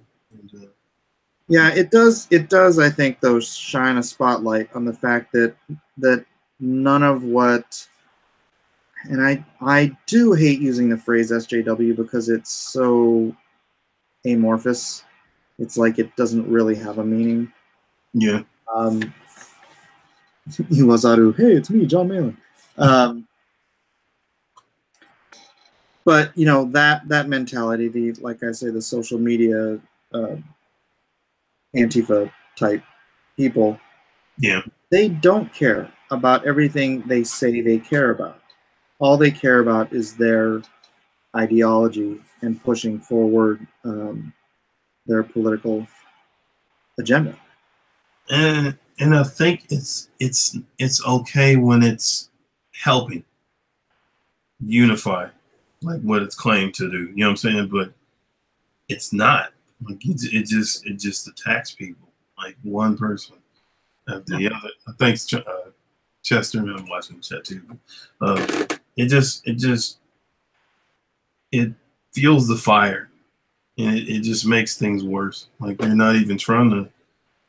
It's like talking to the person and not even trying to understand. Like I'm trying to talk, and you don't even want to like listen. So what's the general consensus? Why try? Feels like giving up. Go ahead. What? That just feels like giving up. Yeah, like you already have a formed opinion. So regardless of what I say, yeah, immediately you're ready for a fight. And it's like my parents always told me, instead of going into a conversation ready to throw hands, listen, understand, comprehend what's actually being said, and then if it's true, if it's right, if it's wrong, whatever, cool. Then you can like, okay, yeah, I don't agree, but truly like listen. Don't just piggyback off of what you heard. It's like the internet is never wrong. It's like, dude, come on. It's like a Wikipedia. It's not true facts. People add to that thing. This guy whose art I respect said something, so therefore he must be right. Yeah, it's like, I'm not right. I'm not right all the time. I make mistakes. And, everybody's fallible, man. And sometimes, man, they treat people, and that's the problem, putting people on pedestals. Oh, that's funny. Dynamo says the new thing that really pisses off SJWs is to call them NPCs, since they have no personality and read from the same script. Wow. I mean, it is sad because the rift that's tried to form is really unnecessary. Totally unnecessary. And it's just kind of like, okay, you're perpetuating something that could really be over by just agreeing to disagree, and then move on from there. And let's get back to what we do best. Let's get back to what we've wanted to do since we were kids, as a comic artist. Let's create awesome creative content for the fans. If we see each other at a convention, man, I'll still hang out with. I'll say, hey, whatever. Let's go out to eat. Forget all the. Like I said, I'm an artist, man, not a politician. My job is to draw. Yeah. I have opinions about this country. I have my opinions about, our president. Did I vote for him? No. I don't. But I don't throw all that stuff in. It's almost like, man. It's almost like the whole, as a Christian, ministering to people. The best example and the best ministry is your lifestyle. Yeah. Because some people ain't going they're not going to be in a position like, okay, you're like, here, let me tell you about the Lord. Oh, here we go. That's, immediately that's like the mindset. Not everybody, but I mean, it's kind of the mindset of just like, if you truly get to, if you may not, okay, we may not agree, cool, but let's focus on like a hospital. When did the hospitals forget that it was about helping people? Kind of thing. It's just making money. And it's like that's what the hospital is for, right? It's supposed to help people. So it's like let's make it about what it is. It's about the artwork. It's about the craftsmen. It's about fans. And the fact that they enjoy the work that we do, and stuff like that. Let's not make it a we're fighting against each other.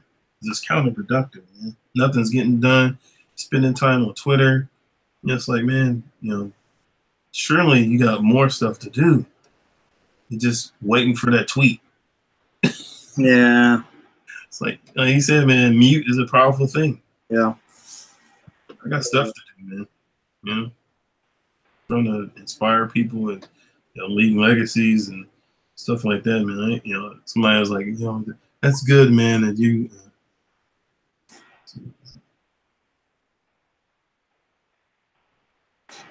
But yeah, I mean, I told somebody, I said, it's life's too short.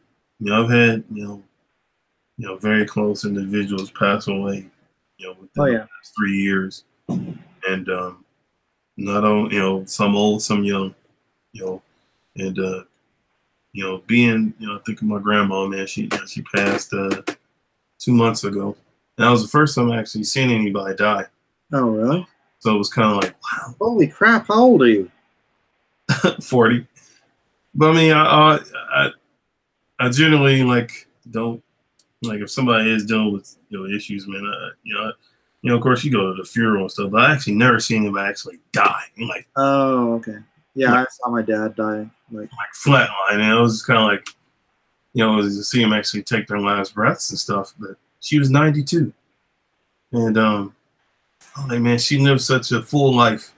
Saw my dad grow up, his kids, and her kids' kids and cousins, and I'm like, man, being angry shortens that lifespan. I mean, she lived to her 92nd birthday, man. As you imagine the things that she's seen, I'm like, so it's too much to do to be bogged down with being angry all the time. Like, dude, go out and get some sun. Spend time with your family, dude. It's like, focus on the things that matter instead of just stuff that's just gonna really be gone in a few years. And you're gonna look back and like, at least I had that tweet. Really? It's like, okay. Yeah, it's true. So it's Pravda. Yeah. Yeah. I should write things down because you kept talking and I had something I wanted to say and I just kept listening and forgot. You're getting older, man. Edwin's always taking notes. That's what I said. Learn from the man. Long pencil's better than a short memory. Yeah. I think he's okay. I haven't heard from him in a while. Oh, Ed? Yeah, he usually lets me know if he's going to miss an Aloha hour. Yeah, it's kind of odd, man. Like, nobody's jumped on. Well, I didn't post it to the whole group. I don't. Okay. It's been getting too big lately, and I don't like it that big for Aloha hour. I just like, I got you. At the most, maybe 5 people, but four or less is usually my. Because I want it to be chill. I don't want it to be people, trying to yell over each other to speak and stuff like that. And you know what I'm saying? I definitely appreciate the invite. Then no. It was one of the ones picked. I've been chosen. But, yeah. So, yeah, I was gonna ask you too, man. Like, you can answer if you want to, but as far as I said, I know you. Well, you say you're non-denominational. So yeah. Like, what is all that? What does non-denominational mean? I mean, I know, but I'm just I don't know, because I know one of the things that I've been really learning, I guess, over these last few years is just learning about God's grace versus the law. And I know a lot of times the law of don't do and do this to get God to do that and all that stuff is just taxing. Yes. And it was never, when you actually study what the word says, man, the only reason why the law was given was to show how much we couldn't do it without God. And a lot of times people, because if you walk in love and you do all those different things, like Jesus said, you're fulfilling all of that. You're doing all the thou shalt not steal, because if you truly care and love somebody and understand their worth, you're not going to steal from them. You're not going to kill them. You're not going to do all these different things. So I was just curious, man. believe in the Bible? There you go. Short and sweet. Well, I came to faith through studying the supernatural claims of the Bible. And coming to the conclusion, just a short version of this story, coming to the conclusion through a months, if not years long study of these various claims, I had to accept that it was either written by God or by, space aliens who could travel through time and were trying to fool the world. And so I went with the God thing. And it was funny because I didn't even realize, because I believed it, I never put it into words. But my friend, do you know Ben Herrera? Name sounds familiar. Okay, well, he came over to my house and I told him, about the studying I'd been doing. He's like, oh, well, now you just have to accept Christ as your savior. And I'm like, I guess I do. Because that is the claim in the scripture that has proven itself to be authored from outside of human experience. So, yeah, I came to this sort of, I called it an intellectual conversion, where it's like, I have to believe this is true because I would be denying my logical faculties to say it was not. And I wasn't raised like that, Gotcha. So at that point, that's when I sat down and actually started to read the Bible. So I got a very contemporary English version. I don't remember. I don't think it was the CEV, but it's called The Promise, I think. And I just started reading it from the beginning, and as I would get to certain things, like it says always be sober-minded, I stopped smoking pot. It says not to fornicate. I tried really hard to stop sleeping with my girlfriend.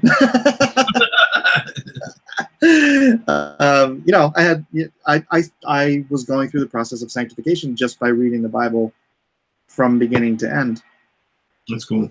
And then, probably a year or two later, I started going to church because it said, do not forsake assembling together. Fellowship, assembly and fellowship. So I'm like, okay, well, I've been doing that.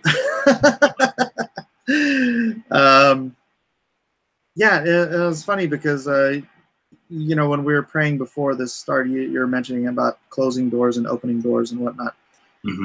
And I had been under the assumption that my wife was saved because she was a nominal Christian. She was going through the motions, just saying she's a Christian because her parents told her she was a Christian, that type of thing.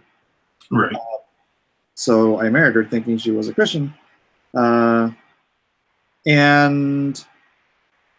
so all my comic book work dried up, right? Out of the blue. It had nothing to do with anything like me being political or anything. It was just work dried up. Yeah. And I talked to my friend Ben Herrera, who had been working at a video game company in Texas, and he calls me up out of the blue, and he's like, hey man, he's like, I showed your portfolio, or I showed your artwork to the art director here, and they want to hire you. Yeah. I'm like, what? And I'm like, well, I think this is what we're supposed to do. And my wife did not want to move to Texas. I mean, she argued it and fought it, but then we finally flew out there for the interview, and she's like, oh, it's nice in here. So we moved out there. We started going to the Calvary Chapel there, and I wanted to get into I forget what it was. It was like a teaching class, and at the same time they had the New Believers class. Okay. And I'm like, hey, why don't you go in there? So she went into the New Believers class, and that's where she got saved. She understood there what a true relationship with Christ was about. And so all of that stuff, going through all the work drying up, all the situational crap like that, moving to frigging Texas of all places, it was all for that purpose. And then, even weirder, her mom, who I had always assumed, and everyone had always assumed was a Christian, about a year or two after we moved back to San Diego, I was sitting there talking to her, and I go, Lorna, when did you like really become a born again Christian? And she's like, when you guys went out to Texas. Yeah. We had seen the change in her daughter, and she wanted that. And she had finally, even though everyone in her entire family thought she was a Christian, thought she was a believer, because she had been so good at going through the motions. Yeah.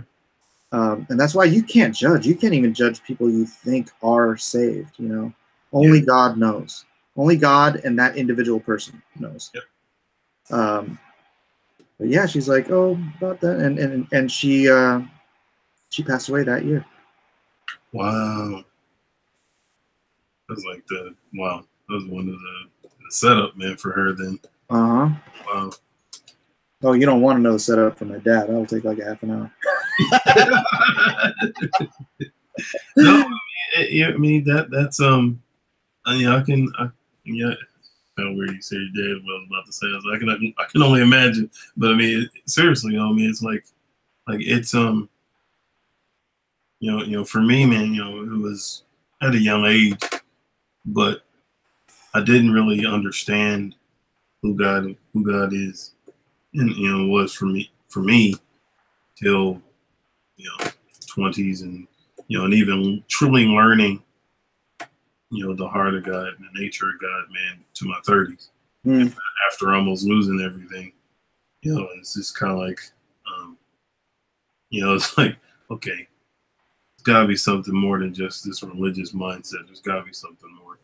And that's when I started, me and my wife, started learning about God's grace and his mercy and his love, and that he's not mad at you, and like all these different things, man, that are not really shared in a lot of traditional kind of churches, man. Like it's like if you don't do this, if you do that, then God's gonna get you, and he's gonna destroy you, and if you don't change, it's like, and I grew up, I was taught that, and so you're like, I can never do enough, I can never be good enough, I messed up, I can never be whatever. And it's like, God's like, dude, but you're right. You're right. Chill out. You never meant to do it on your own. That's right. And a lot of times that's the misconception, man. So, learning about the fact that, okay, I really do need God. I need him for everything, and that, it changed my heart, changed the heart of my wife, man. And, it's like, okay, now we're able to share, show our children, this stuff early. You don't gotta wait till you're in your 30s and late 30s and stuff to get it. You're getting it now when you're a teenager, the youngest. Why she's 6, 7 years old, about God's love and his grace. And so, yeah, man, it's definitely a journey. A good one, though. Yeah, the point that you're not good enough, nobody's good enough. Yeah. That's kind of the message.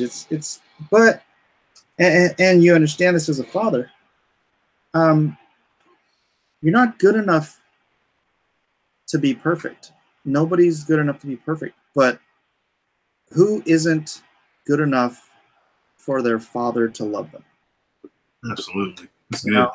I mean, unless you just have a horrible, horrible, horrible representation of a father. Yeah. The father is worth anything. None of my children are perfect in the sense of perfect, but they're perfect in the sense of how I love them. Yep. And that's God's love for us too. Absolutely, man. I mean, I firmly believe that you're right.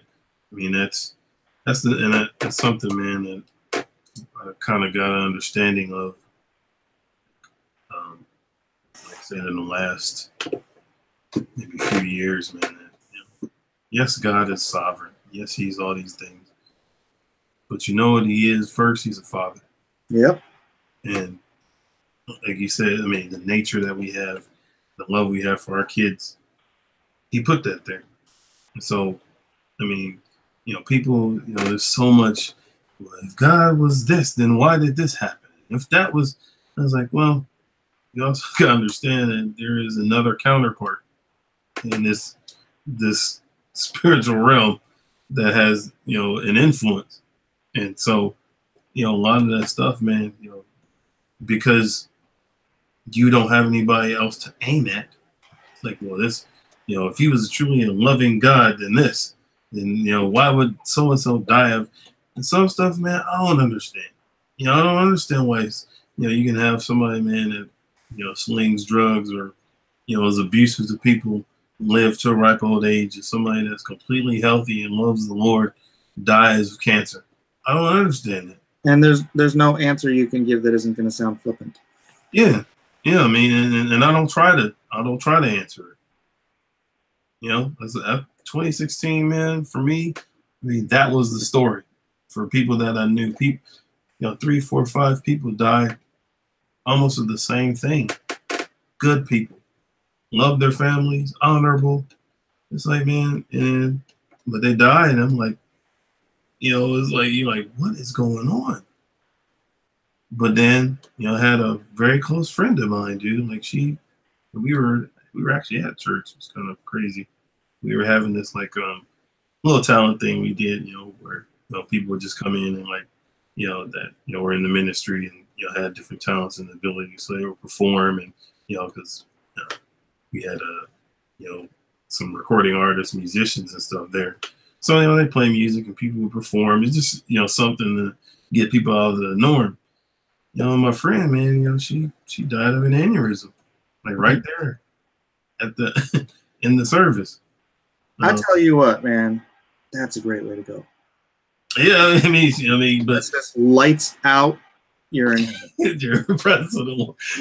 No pain, no nothing. Your lights go out. You wake up in Jesus's arms. I mean, that's kind of death, man. like, okay, but I mean, honestly, that's kind of how we had to look at it, man. Because I mean, she was 30. Oh my gosh. She was maybe at that time. I think she was maybe 35. Wow, that's so young. So, it was funny. It said the first thing, when she died, she was like, Jesus. And she went down, and that was it. And so, they tried to resuscitate her and everything. But, I mean, she was, when I say, man, like, she was like, I don't have any sisters, just me and my older brother, man. But she was, like, we literally grew up together. Like, talking 10, 12 to adulthood. And it was just kind of like, I mean, that was probably one of the hardest things, man, I ever had to face. And so it was just kind of like, okay, why? That's always the question, like, why? And then, her mom, came and, addressed everybody that, prior to her passing, she had been dealing with a clot that she never went to get addressed. He's like, oh, I'll do it Monday. Well, Monday never came, and so it's like, is that God's fault? No, because He was trying to warn her through several people. Hey, you need to go to the hospital. You probably want to get that checked. I'll do it later. No, man, she was limping and everything. And so it was like, seriously? Yeah. She's like, it was like, come on, you need to go. And she was like, yeah, well, I'll set an appointment for Monday. Because, she's trying to set up the event. And Monday never came. Yeah. And it was like, wow, dude, like, you mean this could have been prevented? I mean, so a lot of times, God gets blamed for that stuff, man. It's like, but that's some of that stuff, a lot of that stuff is self-inflicted. Like if you just listen to the God aspect, is when he's sending people to like, hey, go get checked out. Go, that's God, man. Like somebody said, you get so caught up in this the spectacular, you miss the supernatural. That's so funny. You just reminded me of an incident with my dad. So my dad was he was an agnostic. He raised me agnostic, and he had a stroke. And the doctor looks at his X-ray and he says, "That's a smoker stroke." And I have no idea how you tell a stroke is a smoker stroke, but he didn't even know my dad smoked, and he just looked at his freaking X-ray, and that's what he said. And I'm like, what? And so he was debilitated. One side of his body was like really, almost useless. Okay. And so he was in my house, and I would talk to him about God and stuff sometimes. And we got into this argument one time, and he's just like, I was telling him that God loves him and stuff, and he's like, "If God loves me, why would he do this to me?" And I'm like, "Dad," I'm like, "you smoked for freaking 50 years. You did this to yourself." Yeah. He just went, yeah. Yeah, I mean, you're right, man. It's like, dude, like you talk about, you said that somebody has a heart attack or whatever, and you drink pop and eat Twinkies all day. It's like, what is that God's fault? No. Yeah. Like, so I never changed the oil in my car. God somehow ruined my engine. Right. Like, no, you didn't change the oil. That's what ruined it, dude. Yeah. You never get checked up. So I mean, you're right, man. Like it's but I think, it's easy to blame because, and it's just that it's human nature to blame. Yeah. I mean, but you think can't blame someone around you, you blame God. Yeah. Yeah. It's like that's gotta be what it is. I mean, like, but like you said, man, some stuff is like, some stuff is self-inflicted, and other stuff, man, there is no, I can't explain why. I don't know why, but I still love it. It's like, well, it's not our job to know why. Yeah. Dude, my nephew passed away just a few years ago. He was 14 years old. It was the most freak accident. It was the worst thing to ever happen to our family and, our entire lives. But I can't, I mean, I can ask why, but I know there's not going to be a question. So I look for why. Yeah. No, it's not going to be, it may not be, okay, and now I have to tell my dad's story. Go for it. All right. So my dad, he was an honorable man. He left our family when I was 13, 14 years old. He married this woman that he worked with because they were both so work-centered. Yeah. That they just clicked, right? Gotcha. And after my dad had the stroke, I mean, okay, so no, I can't. I'm getting too far ahead. So my dad was getting these like TMA, these transmigratory anemas, TMEs. They're like mini strokes. Okay. Why you people? And he wouldn't do anything about them. He ultimately, okay, I'm still getting ahead, darn it. I gotta get back to it. So she loses her job. Like I said, the thing they had in common was that they both were workaholics. Right. She loses her job, and she starts getting into this barbershop quartet thing. And she puts all of her time and all of her effort into the barbershop quartet. Okay. And then she starts having an affair with one of the other girls in the barbershop quartet. And so she leaves my dad. Well, that's weird. You still there? Yeah, I'm still here. Oh, my screen is like locked up. Oh, my computer might be locking up. Can you hear me? I can hear you. I'm just wondering if people can see me. Oh, that's weird. Okay, well, I'll just keep going. Yeah, My screen on my computer is locked up, but it looks like it's still working on the... Oh, no. Now it looks like it's locked up. Yeah, you just froze. But I can still hear you. You still have audio. Okay, well, that's fine then. Yep. So she leaves him, and he gets a stroke. No. First, he gets high blood pressure. Okay. 62 years old, gets high blood pressure for the first time in his life out of the blue. Right? Right. So he was a pilot. He had a little Cessna. So he lost. You can't have high blood pressure and have a pilot's license. So he lost his ability to fly his plane. Right. So then he bought a motorcycle.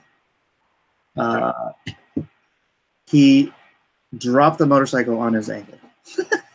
Oh no. Yeah, this is going to be all just terrible things happening to him. Like limited snippets. So he buys a smaller motorcycle. Okay. And then he has a stroke. So he can't ride the smaller motorcycle either. Right. We moved down there with him or stayed down there with him to try to get get him all rehabilitated and stuff. When we're like, you have to come move in with us in Portland and blah blah blah. But he starts getting rehabilitated to the point where he can walk on his own again. Okay. And he says, I'm not going anywhere. He's like, I'm staying here. I'm going to live by myself. Right? He makes this decision. Right. He gets another stroke, major stroke that completely debilitates him. Wow. So he has to move in with us. I start talking to him, giving him books. He loves to read. That's like the one thing he can still do is read and enjoy himself. Right. He has this major attack, like at Thanksgiving one year. He was staying at my brother's house at the time. He was like moving around from my house to my brother's house to my mom's house and stuff. Okay. And he gets this major attack, and they can't figure out what's wrong with him. So they bring him home, and that was Thanksgiving. And then we went through Easter. Oh, and then one year at Easter, because he was my prisoner, I played the 6-hour Jesus of Nazareth for him. What's wrong, dude? No, but we're all sitting there. We're sitting there. Like 10 Commandments. Dude, that Jesus Nazareth movie is awesome. So we're sitting there at the table. I'm doing some drawing with my kids and stuff. And I start hearing this weeping. And I look up at my dad, and he's freaking bawling. And I look up at the screen, and it's Christ being crucified. Right? So then, gosh, that was Easter. So then he has another one of these attacks. He's staying at my mom's house, and he has another one of these major attacks. And we take him to the hospital. He's in there, and he is delirious. He doesn't know me. He's talking to people that aren't there. Right. The doctors are like, they discovered what had gone wrong. He had this rare thing called soft gallstones. Soft gallstones don't show up on sonograms. They don't show up on x-rays. They only show up through endoscopy. Okay. And they plug up your pancreas, and your pancreas eats itself. Oh, jeez. And so they're like, he's 62 years old.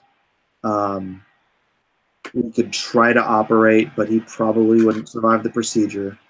Right. And they're like, he's probably got 2 days.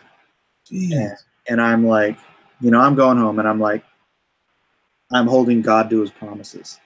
Like, Lord, you promised, if I pray in your will, that you would deliver. And you promised that it's your will that everyone be saved. So I am holding you to this promise. So then I'm telling God what he has to do. I'm like, you have to either miraculously cure him, or I'm giving him this little list of things he can do. you can bring him out of this delirium long enough to accept you and get saved. You can But you know what though? Just to put a plug in there, he don't mind that. It's like we say, put him in remembrance of his word. You say, yeah, that's right. I was holding to it. Yeah, man. So that night, my aunt calls me, and she's like, I have something to tell you, but I don't know if I should. I'm like, what? And she's like, well, it's about your dad. I'm like, well, what? You don't know if you should. Yeah. And she's like, well, he told me, he called me on Wednesday, which was the day he had his attack. Mm. And she's like, he told me that Mike got to me. And I'm like, what does that mean? She's like, well, he said you gave him these books, the Left Behind books. Mm. And he understood. Now, my aunt is a former nun. So that my dad would call her for spiritual advice or whatever. Okay. He was like his best friend. Gotcha. And so he called me and said, Mike got to me, and I want to get right with God. Wow. And he's like, he was raised Catholic. That's why he was an agnostic. Right. And he's like, do I need to find a priest to make confession to? Mm. How do I do this? And she's like, no, you have a direct line. She's like, you just pray directly to God. You confess whatever, and you get right with God. And so the very day that he accepted and rebuilt his relationship with God was the day he had the attack and went to the hospital. Wow.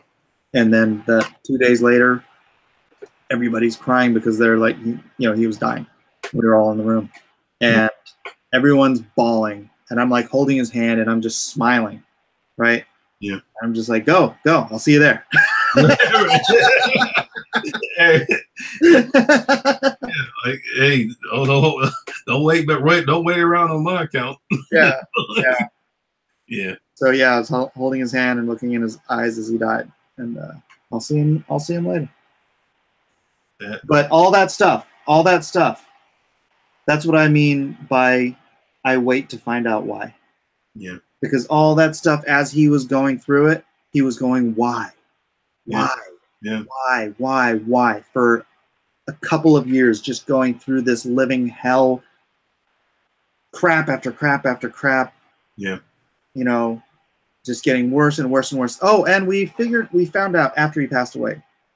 And my dad was like the most frugal guy you'd ever meet. He was a penny pincher.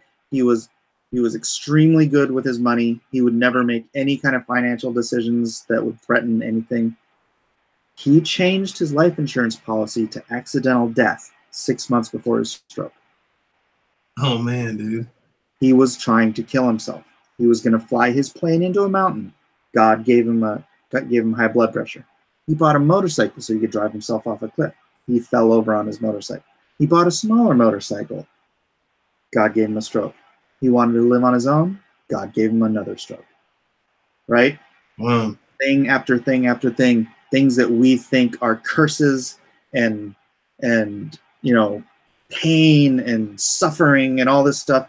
It was all to drive him into Jesus's arms and save him for all eternity.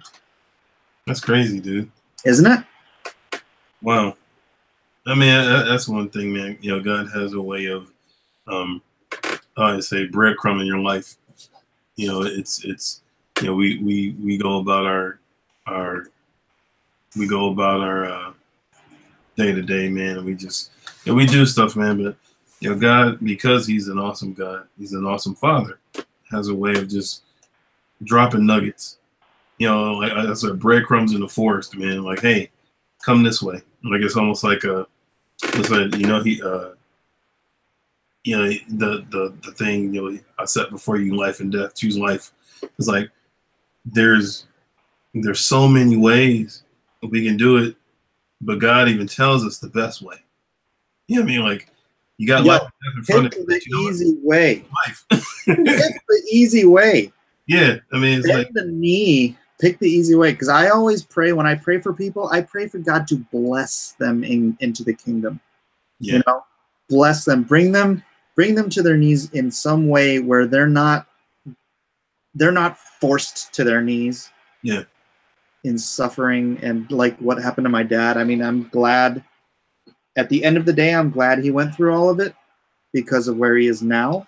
right. But had he just stuffed his pride in his back pocket and bent his knee 15 years earlier, Yeah, his life would have been this amazing blessing instead. yeah. I mean, and you know, whatever that bending of the knee is to that individual, you're right, man. I mean, it's like just yield. You know, yield and let the phrase "let go and let God." I mean, it's really true because a lot of times, man, you know, there's a way that's right to us. Yeah. Yeah, I know exactly what I'm supposed to do. Like honestly, man, you know, the way I'm doing comics, and people have asked me before, you know, hey, you know, why didn't you ever get, you know, with a Marvel or DC or whatever, and over all this time, what have you been doing? And you know, I had an opportunity to work for Top Cow as an intern back in I think 2006, I think it was, but I knew it wasn't time, and the events that have happened, you know, you know, up to say my age 35. If I went out there with the mindset that I had, it would have destroyed me, and I probably would have lost everything. Because my mind wasn't where it needed to be, and so yes, it took longer to get to this point. Like I said, we always like, yeah, I want to do this, that, and the other, and I think I'm gonna get in the industry. And I have my own plan, but honestly, man, the way things are happening now, um,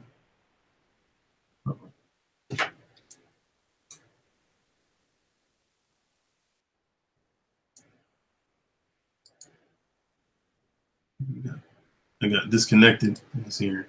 Can you hear me? Let's see. Share. Hmm. Can you hear me, Mike? I think I got cut off. Crash. Oh.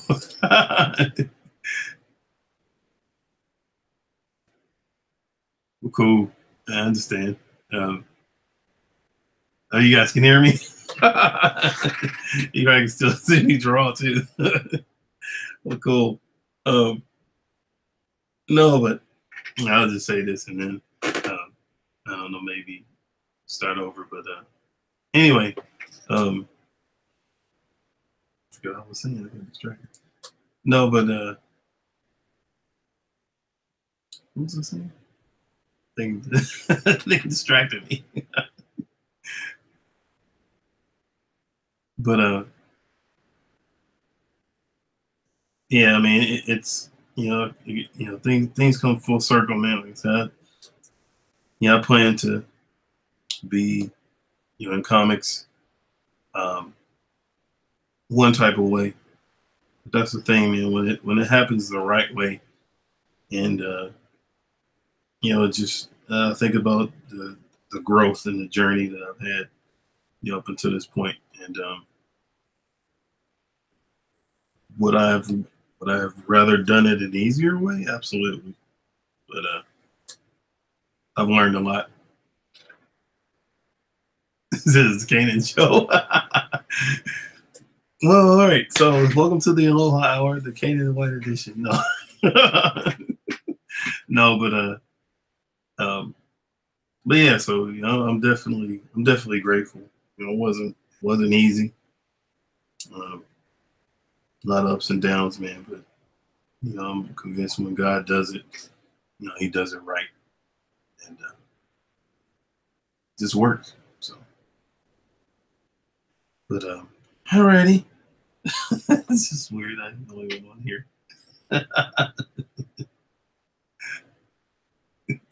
Okay, you guys are funny. But all right, Mike, man, I'm gonna get off, man. This is just awkward. It's like talking to the wall. No. but I do appreciate the invite, man. What's my next project? Well, brand actually. Other than brand is I'll be still finishing up some stuff for Stranger Comics Assessa. And really go from there, man. So what's my favorite food?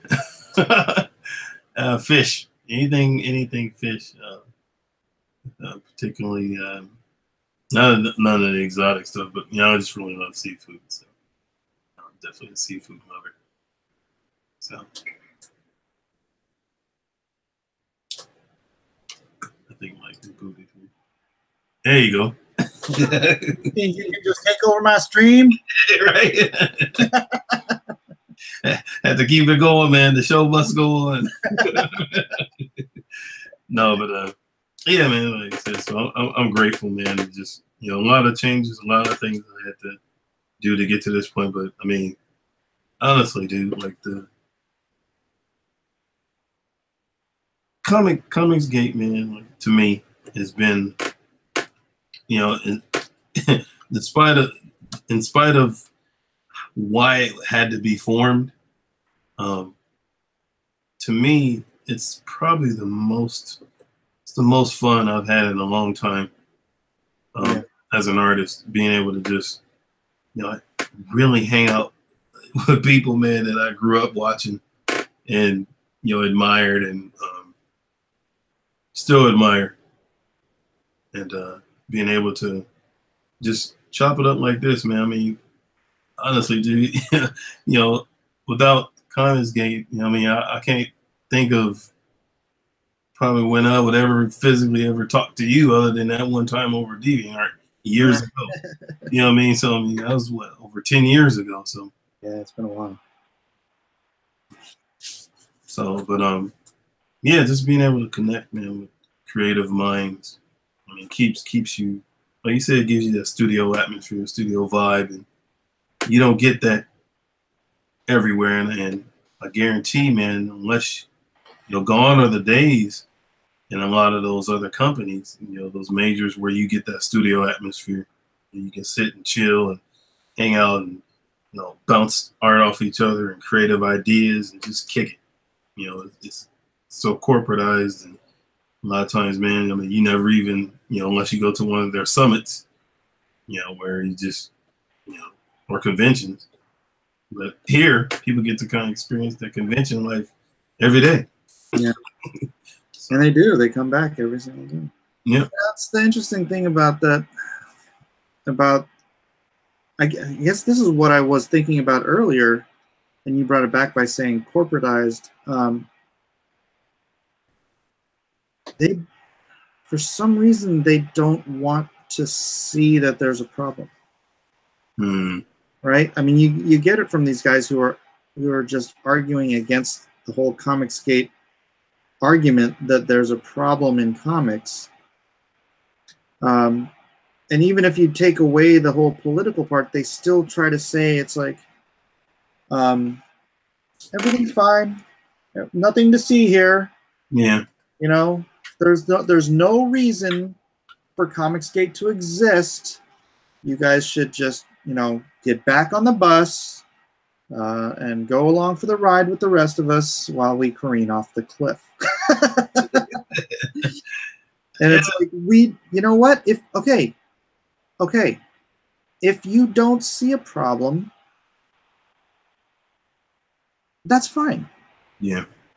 Don't try to tell us not to see the problem. Yeah. Yeah. We all are here because we believe there is a problem and we would like to fix it. And if you don't believe there's a problem, I don't understand why you're so mad at us for trying to fix the problem. Just because you don't see it. They don't want us to see it, I guess. And I guess, man, I don't even see it as, I don't see us as attacking an issue that is, in comics, as opposed to not unlike what they did in Image, giving them an alternative. Because, my thing is like, and I said it before, all the stories haven't been written. all the characters haven't been created. There's more than just the Batman Trinity. There's more than just Spider-Man, and there's more than just those characters. There's characters, man, in the minds of people that have yet to be discovered. Yeah, and that's the joy of indie. Like, dude, you can create Lone Star, Brand. You can create, Cyber Frog. People, giving Ethan flack about Cyber Frog. Cyber Frog is not meant to be a serious comic. It's fun. Yeah. So it's like, it's not meant to be, what? Is a Rob. Yeah, I mean, yeah. It's like, dude, don't make it out more than what it is. Yeah. It's like Ninja Turtles. It's like, I said, man, it'd be sweet to, if he could ever do a crossover with them, because he would fit perfect in the world, the Ninja Turtle verse, because it's kind of the same thing. It's gritty, it's in your face, man, but it's entertainment, it's fun. But then you got other comics that are more serious, like even Brand and some of the stuff that's gonna that's gonna cover. That's gonna be a kind of an edgy, gritty story. And then you got the other stuff that's kind of the medium ground. It's a little bit of both. So, but that's the joy of it, man. Like, if you want the mainstream characters, you have that option. But if you want something different, we offer that. That's funny. That was another thing I heard today on the Twitter in one of these grand arguments for why Comicsgate shouldn't bother existing. Is how people are saying, well, there's nothing out there besides Marvel and DC, and there's all kinds of other stuff, and it's like, talking about independent comics and whatnot. I'm like, I mean, that's great. But why does that mean that we shouldn't do ours? Feels like there's enough room for everybody at the table. Yeah, except for us. We're the only ones who shouldn't. We should just shut up and go back to begging for scraps from Marvel and DC, and just be happy with that. And no, sorry. The thing, man, is like, I mean, it's if we went by that thinking, you would only have McDonald's. Yeah. Everywhere. It's like, but because somebody was like, you know what? I want to do this. You have Wendy's, you have Arby's, you have Steak and Shake, you have, all these different places, man, that, yeah, they offer burgers. And even IHOP, trying to get into the mix, but all I'm saying is that it's good competition, because it pushes people like, okay, like, man, like, okay, that's a good idea. That's a cool concept. Let's try to, I think you just nailed it, though, Kanan. They don't want the competition. They spent all this time getting all their people into the position to control the levers of power at the 2, 3, 4 largest publishers in the space. Literally, all 4 of the largest publishers are 100% or 95 or 98 or whatever percent run by hard leftists. They own the power structure, and they don't want the competition because they well, for obvious reasons. And see, that would be like that would, like, to me, man, that just kills creativity. I mean, it kills like the passion, man, for I think of Madden football, because Madden, to me, I mean, Madden is what it is. But one of the back in, I think, 2005, there was another game called ESPN 2K Football. One of the best football games never played by many people, because the people at Madden kind of got nervous, so they bought the rights to the NFL so nobody else could create. Oh, I remember that. NFL games. They could create football games, but they couldn't use the NFL brand. And I was just like, that's so dirty. I was just like, dude, because 2K, people talk about how Madden plays today and how it's like fluid. Dude, they were doing animations like that on that 2K game that Madden is doing today, and even better in some respects back in 2005. So they were nervous, man. It's like, oh my gosh, like this. So they was like, okay, Sega, you're done. They bought the rights, and Visual Concepts folded. It was just like it was whatever done. They tried to make a couple football games, man, but it wasn't the same. And I was just like, man, that's crazy. Like you would do that. And so I hope, man, that's not the mindset of those in Marvel to like try to kill DC to kill competition like that. But I think it's not only the people at Marvel, because we're not arguing with the people at Marvel every day. Yeah. We're arguing with what Stalin would have called the useful idiots who are propping up that power structure and doing the arguing for Marvel. They're like, you don't need to do this. We have Marvel. We have DC. You don't need to do this. Stop doing this. And this is their argument. They don't want us competing against what they've finally cemented as left-wing propaganda comic books. I mean, it just seems counterproductive to me. Oh yeah. And you're cutting off creativity at the knees. And like I said, I mean, it's those. Well, hey, no. I mean, think about this. I don't want to turn this into some political conspiracy theory. Right. But when the communists come into power, the first thing they do is they take over the arts. Mm-hmm. And usually they kill all the artists and the poets. Because kill all the artists. Oh, but the point is they take over the arts so that the only art that is produced is propaganda. Because art is the seed of imagination that gives people the ability to dream of freedom. Mm. And it is an absolute leftist mindset that they do not want that. So, man, that's so away from creating art, creating the comics. It's like just and man, that's why you kind of got to have the mindset of just do it anyway. We're still going to create our stuff. That is correct, sir. There are people, man, that enjoy it. They want art for the sake of art. They want to create new ideas. They want to. I want stories with heroes people can believe in again. Yeah, I mean, and to know that, hey, man, if I have a concept, maybe I can write something I know it'll actually see the light of day, or that's good, And Dare to dream, young man. You like somebody said, mentioned Nasser, man, writing 400 million scripts, a year and stuff. But hey, that one that gets picked up, man, might be that one. You know what I'm saying? So he has an outlet.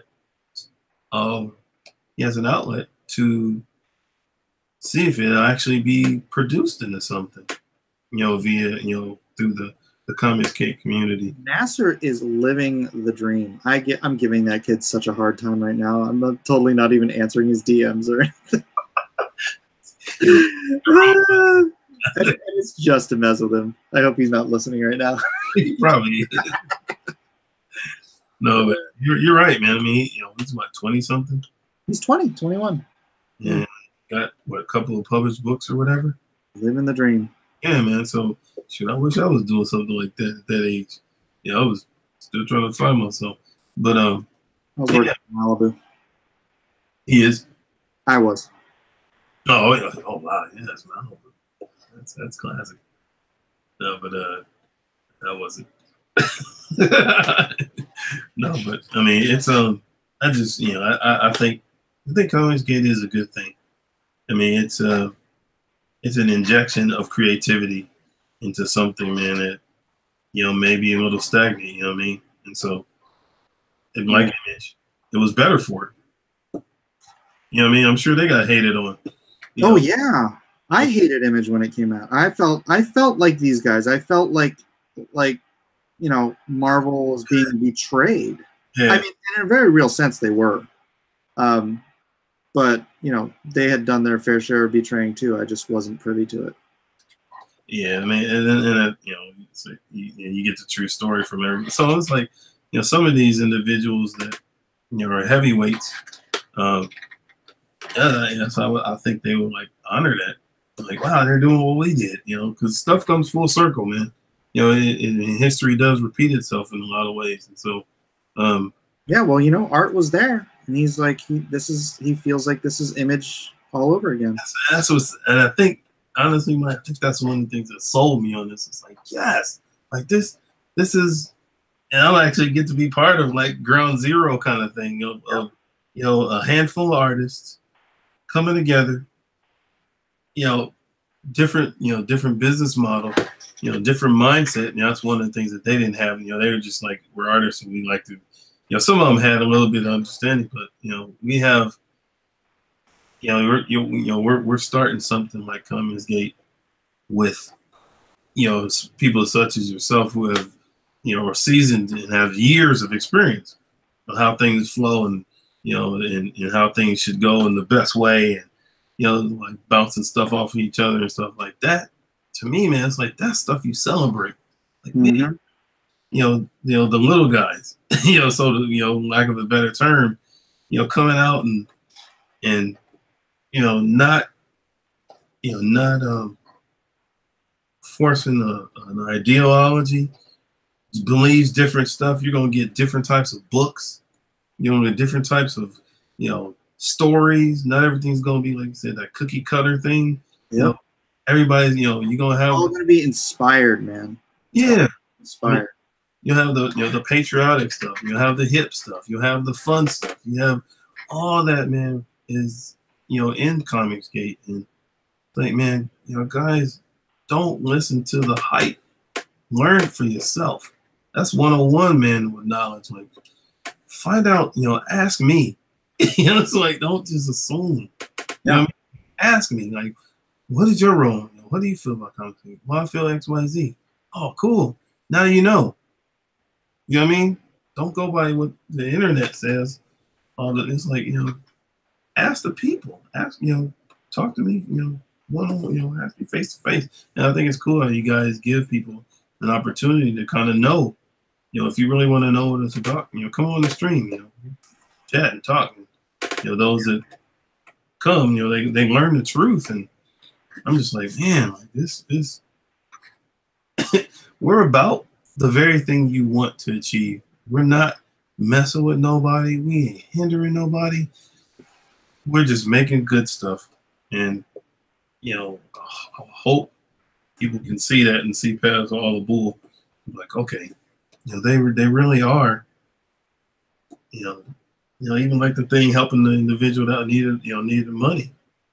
But nobody's going to say anything about that. It's going to be overlooked. It's going to be like, oh, it was a ploy to start this, or, it wasn't legitimate. It wasn't, it was just to save face in the midst of the, what I'm saying? Like, no, man. It was a ploy. It was a ploy to save the guy's apartment. Yeah, he needed a place. Like, dude, stop making up stuff. Like, celebrate us. Yeah. Like, for real, for real. So, yeah. All right, well, I'm not going to finish this page tonight, so I'm going to hit it. Can we ban rave fans? What are you even talking about in the chat? I see you on a sketch drawing and 20 messages disappeared. It's not you. What's happening here? I have no idea what you're talking about. All right, I didn't miss any super chats, right? I think I was keeping one eye on this for any colored things. So, nope, nothing. Well, thanks, Kanan, for being here. Why don't you give a shout out for all of your stuff so people can follow you and sub to you and all that fun stuff? No doubt, and I appreciate the invite. You can follow me on Twitter, cap_white. You can follow me on Facebook, Kanan, The Art of Kanan White. You can also follow me on YouTube, The Art of Kanan White as well.